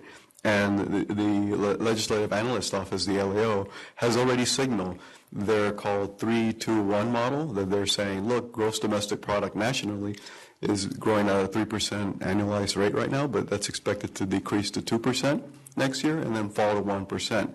So we know the trajectory of the economy is slowing down. It's losing some steam. So it matters only because capital gains is well over the 10% share of the state general fund reserve revenue. And so when that happens, I'll show you a graph in a minute, if this thing cooperates with me. The volatility in capital gains tax is serious for us, because in a matter of a couple of years, we can have $100 million gap, $100 billion gap at the state, and that's significant to us. Because as the economy goes, so does funding for education in California. The other issues and pressures that we're looking at, of course, this is nothing new, I'm just reminding all of us, is that the obligations of CalPERS and CalSTRS, these are pension rates, have steadily increased, coincidentally with the local control funding formula enacted in 2013. So when you hear education folks and analysts and anybody who works for CDE say, look, we're funding public education 41st or something in the nation, we've come up from 50th or whatever of several years ago, they're not taking into account the pension obligations, because these things went in at the same time. So it's reducing our purchasing power. We do have a Governor-elect Newsom and his priorities to worry about. We know that the former governor had a pretty steady hand in being conservative, establishing his budgets, making sure that there were no new categorical programs, right? With any new legislature, you get your priorities, and they typically carry a name with a bill or something, and there we go with categorical programs, and that's exactly what he ended. He ended all those eras of categorical programs, said local boards, you have the local priorities, it's up to you. And we appreciate that, and I think you as a board appreciate that as well. We don't know if the governor-elect Newsom is going to have that same philosophy. He's speaking about early childhood a lot, but absent new funding to pay for those things, it's not going to help us a whole lot. And it's just going to put more pressure on our local budgets. Locally, and this is the box to the right in red, we're looking at low birth rates. Of course, we've talked to you about that. Several years ago, birth rates in Gilroy were 1,000. They're now 700, in the low 700s annually. That impacts our kindergartners 5 years later, and now we're seeing those effects the last couple of years, the lowering enrollment.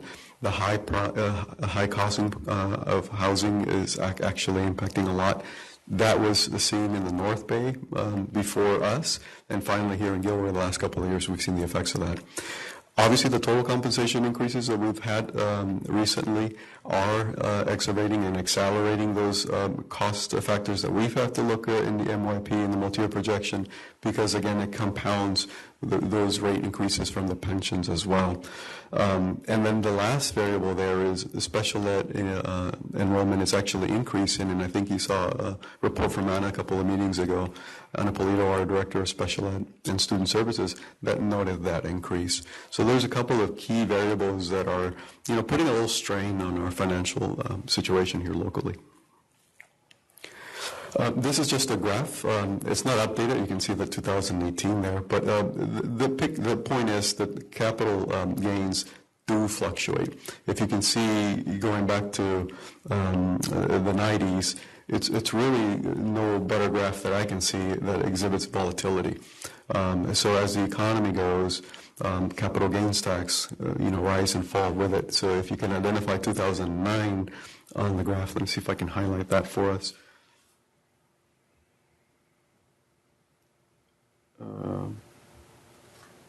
Pointer. Is there a pointer? Right there. Right on the red dot, that's really where the start of the recession happened in 08, 09.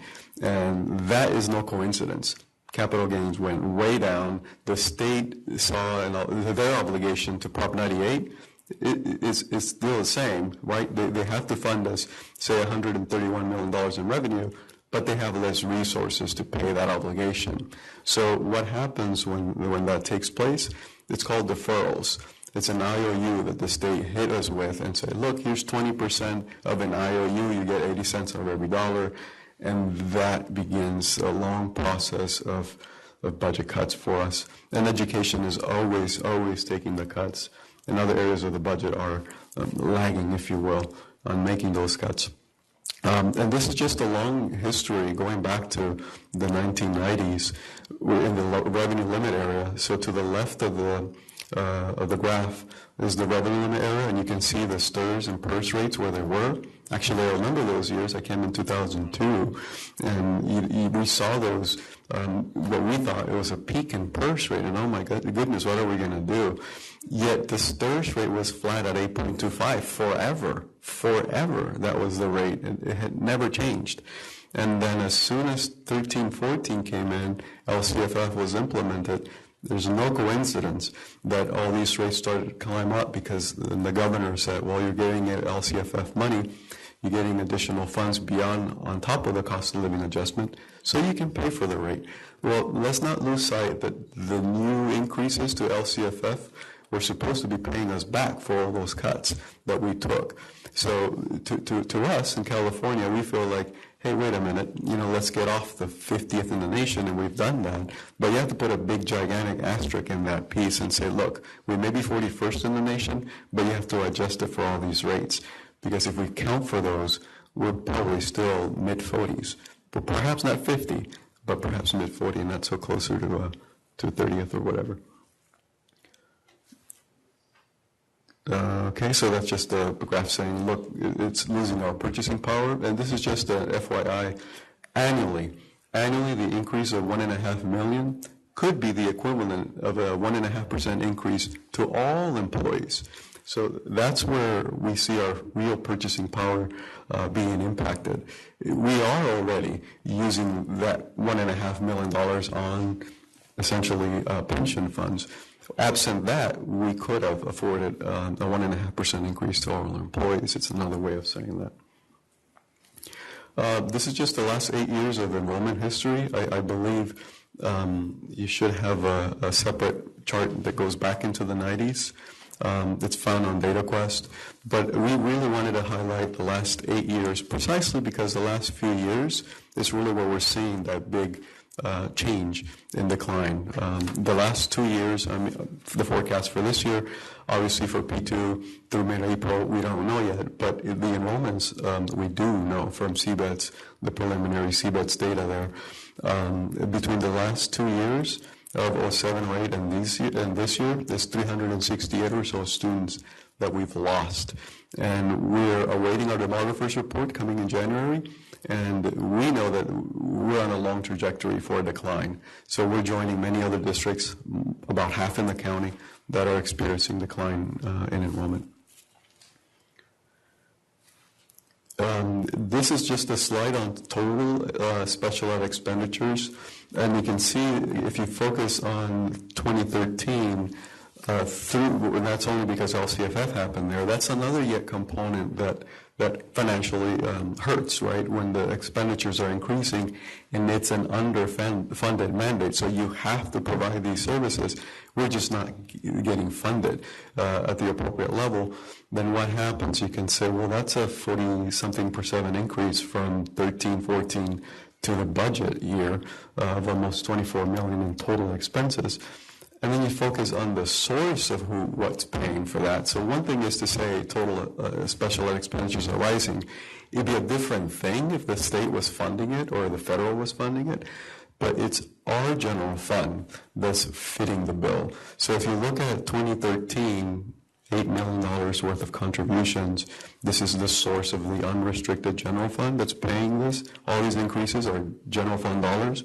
We have a 91% increase from LCFF 2013-14 level to now. 91% increase. So most of that increase, 91 cents on every dollar that we've increased since the inception of LCFF, general fund is paying for that. And it's, again, a mandate, and it's happening across all districts in the county, across all districts in the state. Case in point is we are declining in enrollment in general, but not in special ed. So these are issues that I think all districts are wrestling with, and Anna's doing a phenomenal job. She just told me today that we've got another NPS placement residential placement that we can save at least $100,000 Yay. So that's really good news. Yes, thank you, Anna. And now I'm going to focus in on the multi-year projection because I think that was a really good background, putting things into context. I'm so sorry for this. We got to figure it out. Is it probably something with my PowerPoint? I don't know. But I'm hoping you can see it in your screen. You can. It just mirrors this. But you do have a hard copy, so just a highlight of the revenue assumptions. Obviously, LCFS will implement it now, so there isn't going to be this huge gap funding that we had obtained leading up to this fiscal year. The supplemental concentration funds, that's at target, 12.3 million, and that's targeted for the socioeconomic disadvantaged students, foster youth, and English language learners. We have to demonstrate that we're servicing the students because we're funded precisely because of the need there. The one-time discretionary funds, you see it's almost $2 million this year. It's all in the budget. We never budget one-time discretionary funds at this point. We don't try to guess. That fluctuates. It comes in. One point it was $5 million, and the next is $2 million. So we don't try to do that. On the last thing I wanted to make sure I mention this is our average daily attendance. So we get funded on average daily attendance. Obviously, enrollment is correlated with that. So when you see enrollment drops, typically that means that our average daily attendance will drop too. So this year we're funded essentially on last year's average daily attendance minus some adjustments for average daily attendance that we get funded on an annual basis. That's 10,627. You see that drop there to 10,438. And then another 100 for the following year.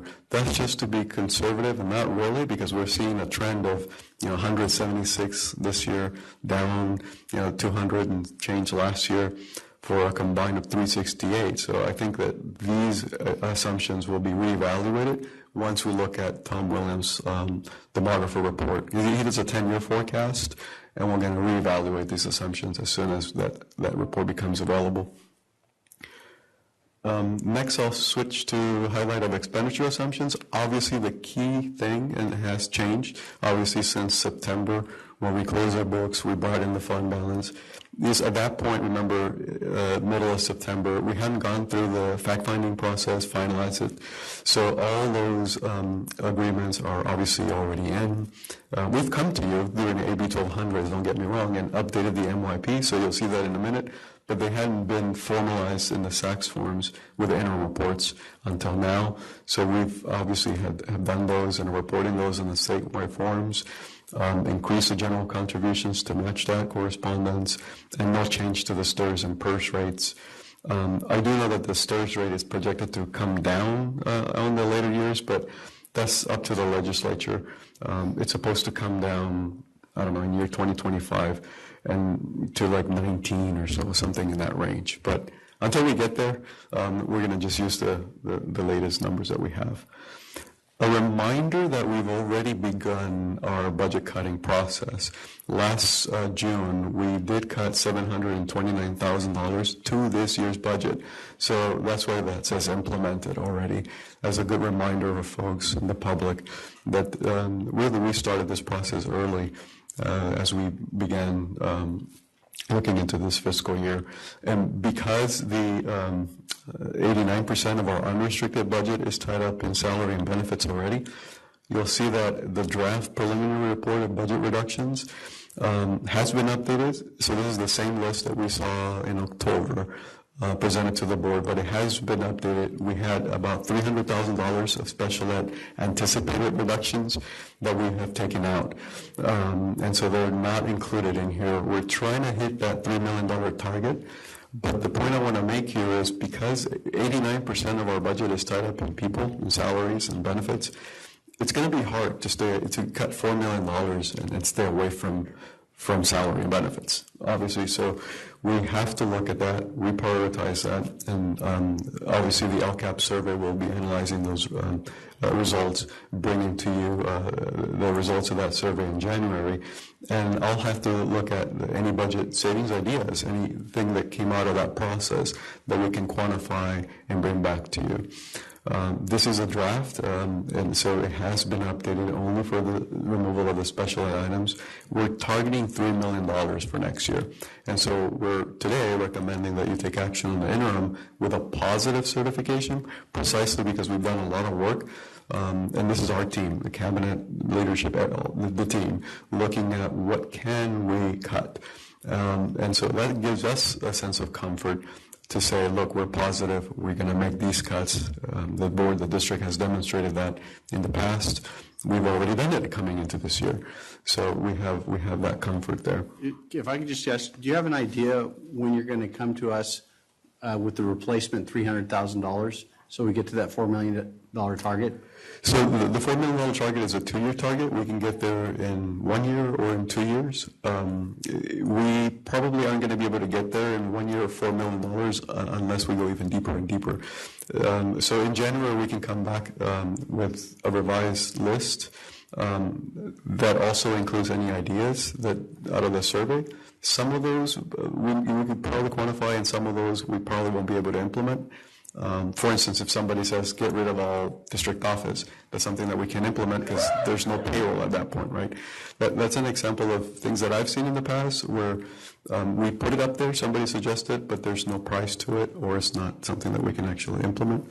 But we'll try to hit as much as we can, as much as the board will be willing to authorize. Because if you make the cut sooner, you can cut less. And the reserves stay up above, right? Because you're not using one-time money on ongoing obligations. So that's how it works. I thank you for that. Over the 2 years, though, we're confident we can hit the $4 million mark. We're at $3 million already in the first year. So second year, we can easily come up with $1 million. Well, with 2019-20, that's actually 2 years. Yeah, we're on 18-19 and 19-20. Right. That's 2 years. So, well, we're talking about making $4 million over those 2 years. Right, and we're at 3.7 so far. Well, I think we're 4.7 over the 3 years, right? No, I think what he's saying is on the next slide, I think it'll become clear. If I can switch it. It's not responding to me now. Oh. Yes. Okay. So the $3 million's there plus this $750,000. So we're short of $4 million, but that'll be for 19-20. That's right. So the question is, so in the current year we've cut 379. Okay. 729. 729. Pardon me. In next year we're proposing $3 million. Right. The third year we're proposing 750. Right, but we should that cut. Total is 4.7 or something. Right, but not the 4. Right, the $4 million we're talking about, and what's in the MYP is a clean $3 million next year, and then a clean additional $1 million the following year. 700 is done. So right. Yep. So and I want to speak a little bit about this slide because this is for the 2021 fiscal year. And this is obviously a long process that the board had authorized the superintendent to form an advisory committee on school closure. We'll evaluate, we'll set up a committee, we'll meet in January, and the recommendation will be to the superintendent and then we'll come to the board. But that process doesn't guarantee that the board will actually go ahead and close a school. But I thought it was important, we thought it was important to look at the estimated savings precisely because we have to have teachers to teach those students. So the students will be simply relocated, if you will, for efficiencies for staffing purposes. Where there are going to be some savings, there's in clerical and admin and other areas. But in teachers, you obviously won't have a one-to-one ratio of savings there. So even though a typical elementary is 3.7 million now to staff, if you will, the savings of potential savings of school closure is around the $750,000 price tag. or a range. It won't be the $3 million or whatever it would be. So I think that was important for us to highlight. But again, obviously there's no decision being made. The committee hasn't even met. It'll be a long process with a goal of making a decision a year in advance, so by August of 2019, should the board take action to do a school closure so that we can communicate, work on our boundaries, work on transportation, on staffing, etc. And communicate with the greater community about this and realtors, etc. But this is a long process, and obviously something that'll involve a lot of stakeholder meetings and input. So this is, I think, what pretty much clarifies that previous question about the budget cuts and what we need to do. Budget cut round one, it's in red. And here you see clearly that $3 million in parentheses. I'll try to highlight it again. Right here. Oops, it's not showing up. Oh, that's weird. Well, that $3 million in 1920 on the unrestricted category, that's where that cut is as a placeholder, right? You haven't given us direction in terms of what to cut. We're not there yet. But we are targeting $3 million worth of cuts there. And then the following year, and that gets us to 8.93% reserve. And then the following year, by 2021, that $3 million obviously is ongoing, so it stays there. We have another $1 million on top of that, and that gets us to 6.95%. So short $68,000 of our reserve. This is well in line with our projections throughout our process of looking at multiple variables, compensation increases, etc. This is well in line with where we should be at, but we do have to make those cuts over the next 2 years to remain positive certification. And that's important because that's how you keep your fiscal stability in the district. You don't have county office coming in here with stay and rescind authority and all that. So I'm confident that we can make these 2 rounds of cuts. And for now, that's what we know. But the demographer may project further decline with further deteriorate the revenues in the out year. So we'll have to look at and even reevaluate that 2021 year depending on what we find.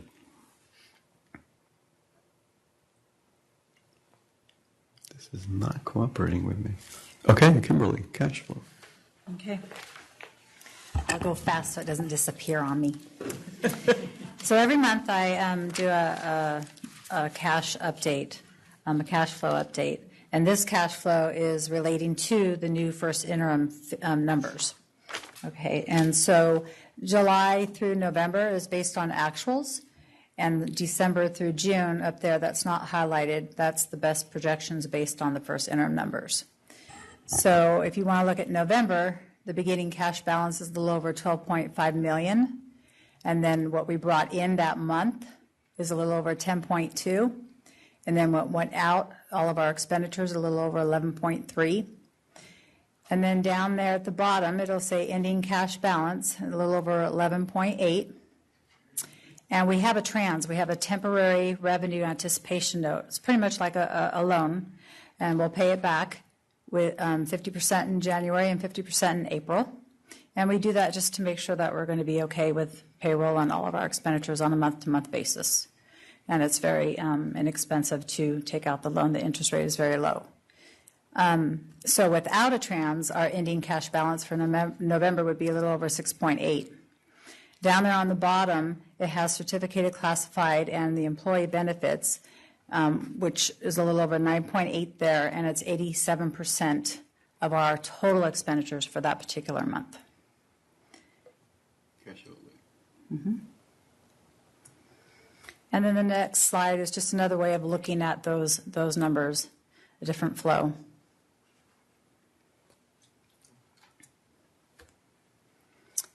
And at this point in time, if anyone has any questions, then we recommend to approve the first interim financial report with a positive certification. Thank you very much for the presentation. Board, are there any questions? Just a clarification on the last cash flow chart. Mm-hmm. Was it what was the time frame for that? Time frame? Yeah. So, Just this past calendar year, or? yes, it's current. This is current. So July through November is based on actuals. That's from a Well, report. I mean, It's the next one? The next the slide? December, Oh, no, it's the same thing. It's the same numbers, just a different way of looking at it. Oh, I see. So then the last couple of months, there are also projections? Yes. Okay, Yes. Okay. Thank you. Mr. Good? Why are the benefits in June so much higher than any other I've month? been waiting for someone to ask me that question. So we actually have some payments that come out of that particular object code that we make. We have the life insurance continuing benefits for certain people that come out of that. The object codes for benefits are 3,000s, and it actually is being paid out of that line. So that's why in June it's a little bit larger. Well, it's 3 times larger than the next largest payment almost. So I mean, maybe we could get some more details offline because it's such a large number. Right. And then also too, just, again, it's projections. We're also in the middle of the retros and everything coming up. So things have been kind of, with the different time frame of the salary increases, going back, and those retros from last year are hitting this year's books. So that's part of the higher projection too, because they'll go on hitting. So, but I can bring back some numbers for you if you like for the next month. For a weekly report. Yeah, that'd Sure. be fine. Explain it. I get what you're saying, but I'd like to see it exactly where it's going. Okay. Where the extra $4 million. Then another question. When you certify for 2 years, is it, do you not attempt to recertify again within that 2-year window, or do you attempt again every year? So it's a sliding kind of window. If you're talking about certifying today for interim, so we certify current year, but when we're doing that, we have the 2 years up there. The multi-year projection shows both 2 outstanding years going out. So you're certifying knowing that in all those 3 years, we're able to financially, Satisfy, yeah. But every year, we have an adopted, we have a revised budget, we have first interim, second interim. This district also does a third interim, and then we have our closing of the books. So with every interim report, we certify. Okay. So by March 15th, we'll come back to you with second interim, and we'll certify then. Okay. The third interim will come back late May, and we'll certify then. And we're not required to do a third interim, but we do only because we want to estimate the ending balance a little bit better. But when you're positive, you're not required to do a third interim. If there's no further discussion or questions, before us we have the recommended action of approving the first interim financial report with a positive certification, and I will entertain a motion for that. Move approval. A second. We have a motion and a second. All those in favor signify by aye. Aye. Aye. Opposed? Thank you very much. This moves us on to item 8B, a contract agreement between GUSD and Royal King for dance programs at 4 elementary schools. Ms. Bierman. Good evening, President Pace and members of the board, Dr. Flores. I'm bringing this item on behalf of 4 elementary schools. This is regarding the dance academy that is being implemented in 4 schools. Many of you might be familiar with this program because we actually had this last year at Glenview School.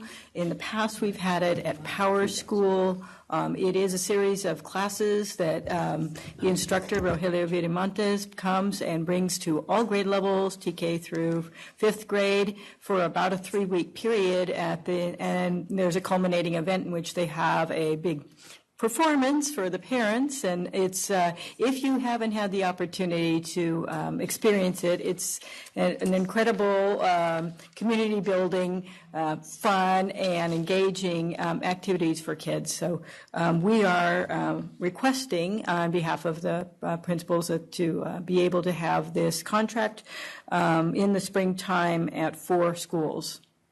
And funded out of their site budgets. It is funded out of their site Except budgets for with the exception of $3,000. Mr. Good? Yes, so it said approximately three-week program. Yes. El Roble is 2 weeks, Elliott 17 days, Rudd Kelly 17 days, Glenview is 11 days. So I'm wondering how do you do a 3-week program in those time periods? Yeah, they have.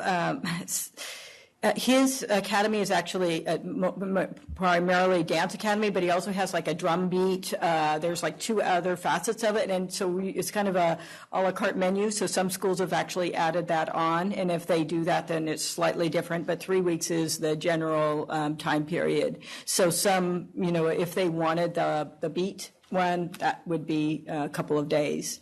Are there any expected amount of hours of instructional training that's going to be occurring during these periods at the schools? Yes, it goes all day long. If you were to go and visit a school, it starts at the beginning of the day and it goes all day long, and every class comes every day for that time period. As the children get older, their time period is a little bit longer, so they are dancing all day long. They are dancing and break time, they're practicing all through that, and then of course the performance at the end of the day, but it's every day. So remarkably, the students learn these dances in that time period very well. It's well choreographed, it's just an incredible experience. So yes, they get a lot of practice.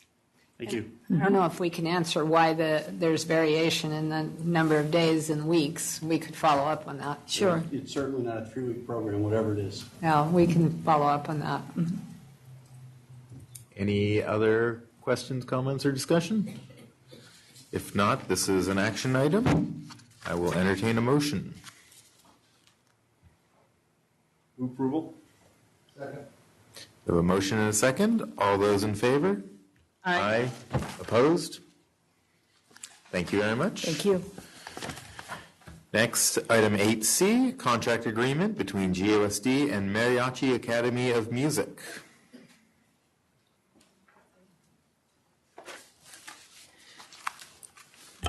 Good evening, Superintendent, President James Pace, and the rest of the board members. The mariachi program at South Valley basically would run from 3 to 5 on the designated days that were indicated in the proposal. The program is structured for 60-minute sessions per class with 2 rotations. One session is for the students to receive direct instruction in guitar, vihuela, trumpet, violin, or guitarrón instruction. The other session is for students to receive vocals and music theory. There's 2 groups of students, a beginner and advanced group. The mariachi instructors are very well versed in music theory, vocals, and different musical instruments. The mariachi program would serve a total of 56 students in the Gilroy Unified School District, with the largest amount of students being from South Valley Middle School.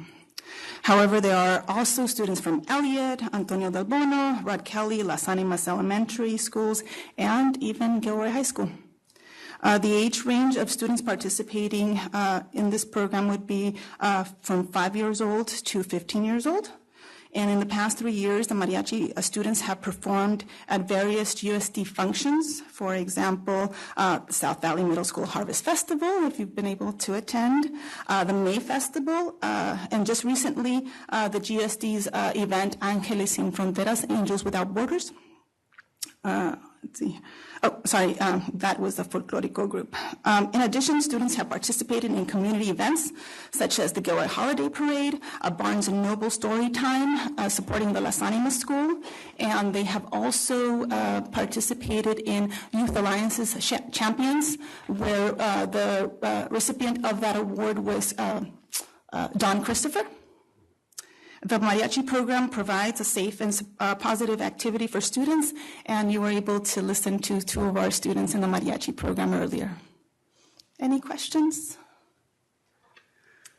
Any questions? Thank you. Any discussion? I will entertain a motion. Move approval. Second. All those in favor? Aye. Opposed? Motion passes unanimously. Thank you very much. Which brings us to item 9, board member reports. This is an opportunity for board members to enlighten us about things they want to enlighten us about.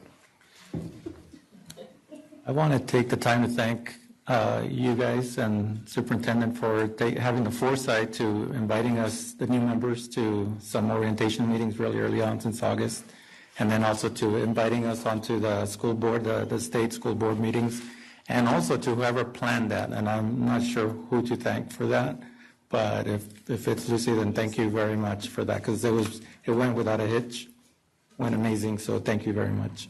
Also, there was some the donations. In there was that great story that we all read about the Christophers paying off the lunch fees at Christopher High, and I think they're going to do it at other ones.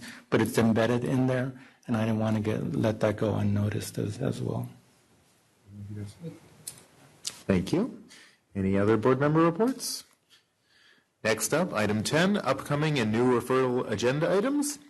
Board members can review the upcoming agenda, or what's it called? Upcoming agenda calendar, which is in the back of your packet, and see what's coming up. And if you have suggestions or things you want to discuss, you can raise them now, or you can email me and the superintendent. Seeing none, do I make the announcement now? We're going to be adjourning to closed session, but for those of you who want to know, the next regular meeting will be Thursday, January 17th, right here. Closed session will be held at 5:30, followed by a regular meeting at 7. The agenda will be posted by 5 o'clock on Friday, January 11th. The board will now adjourn to closed session to continue discussion. Good job.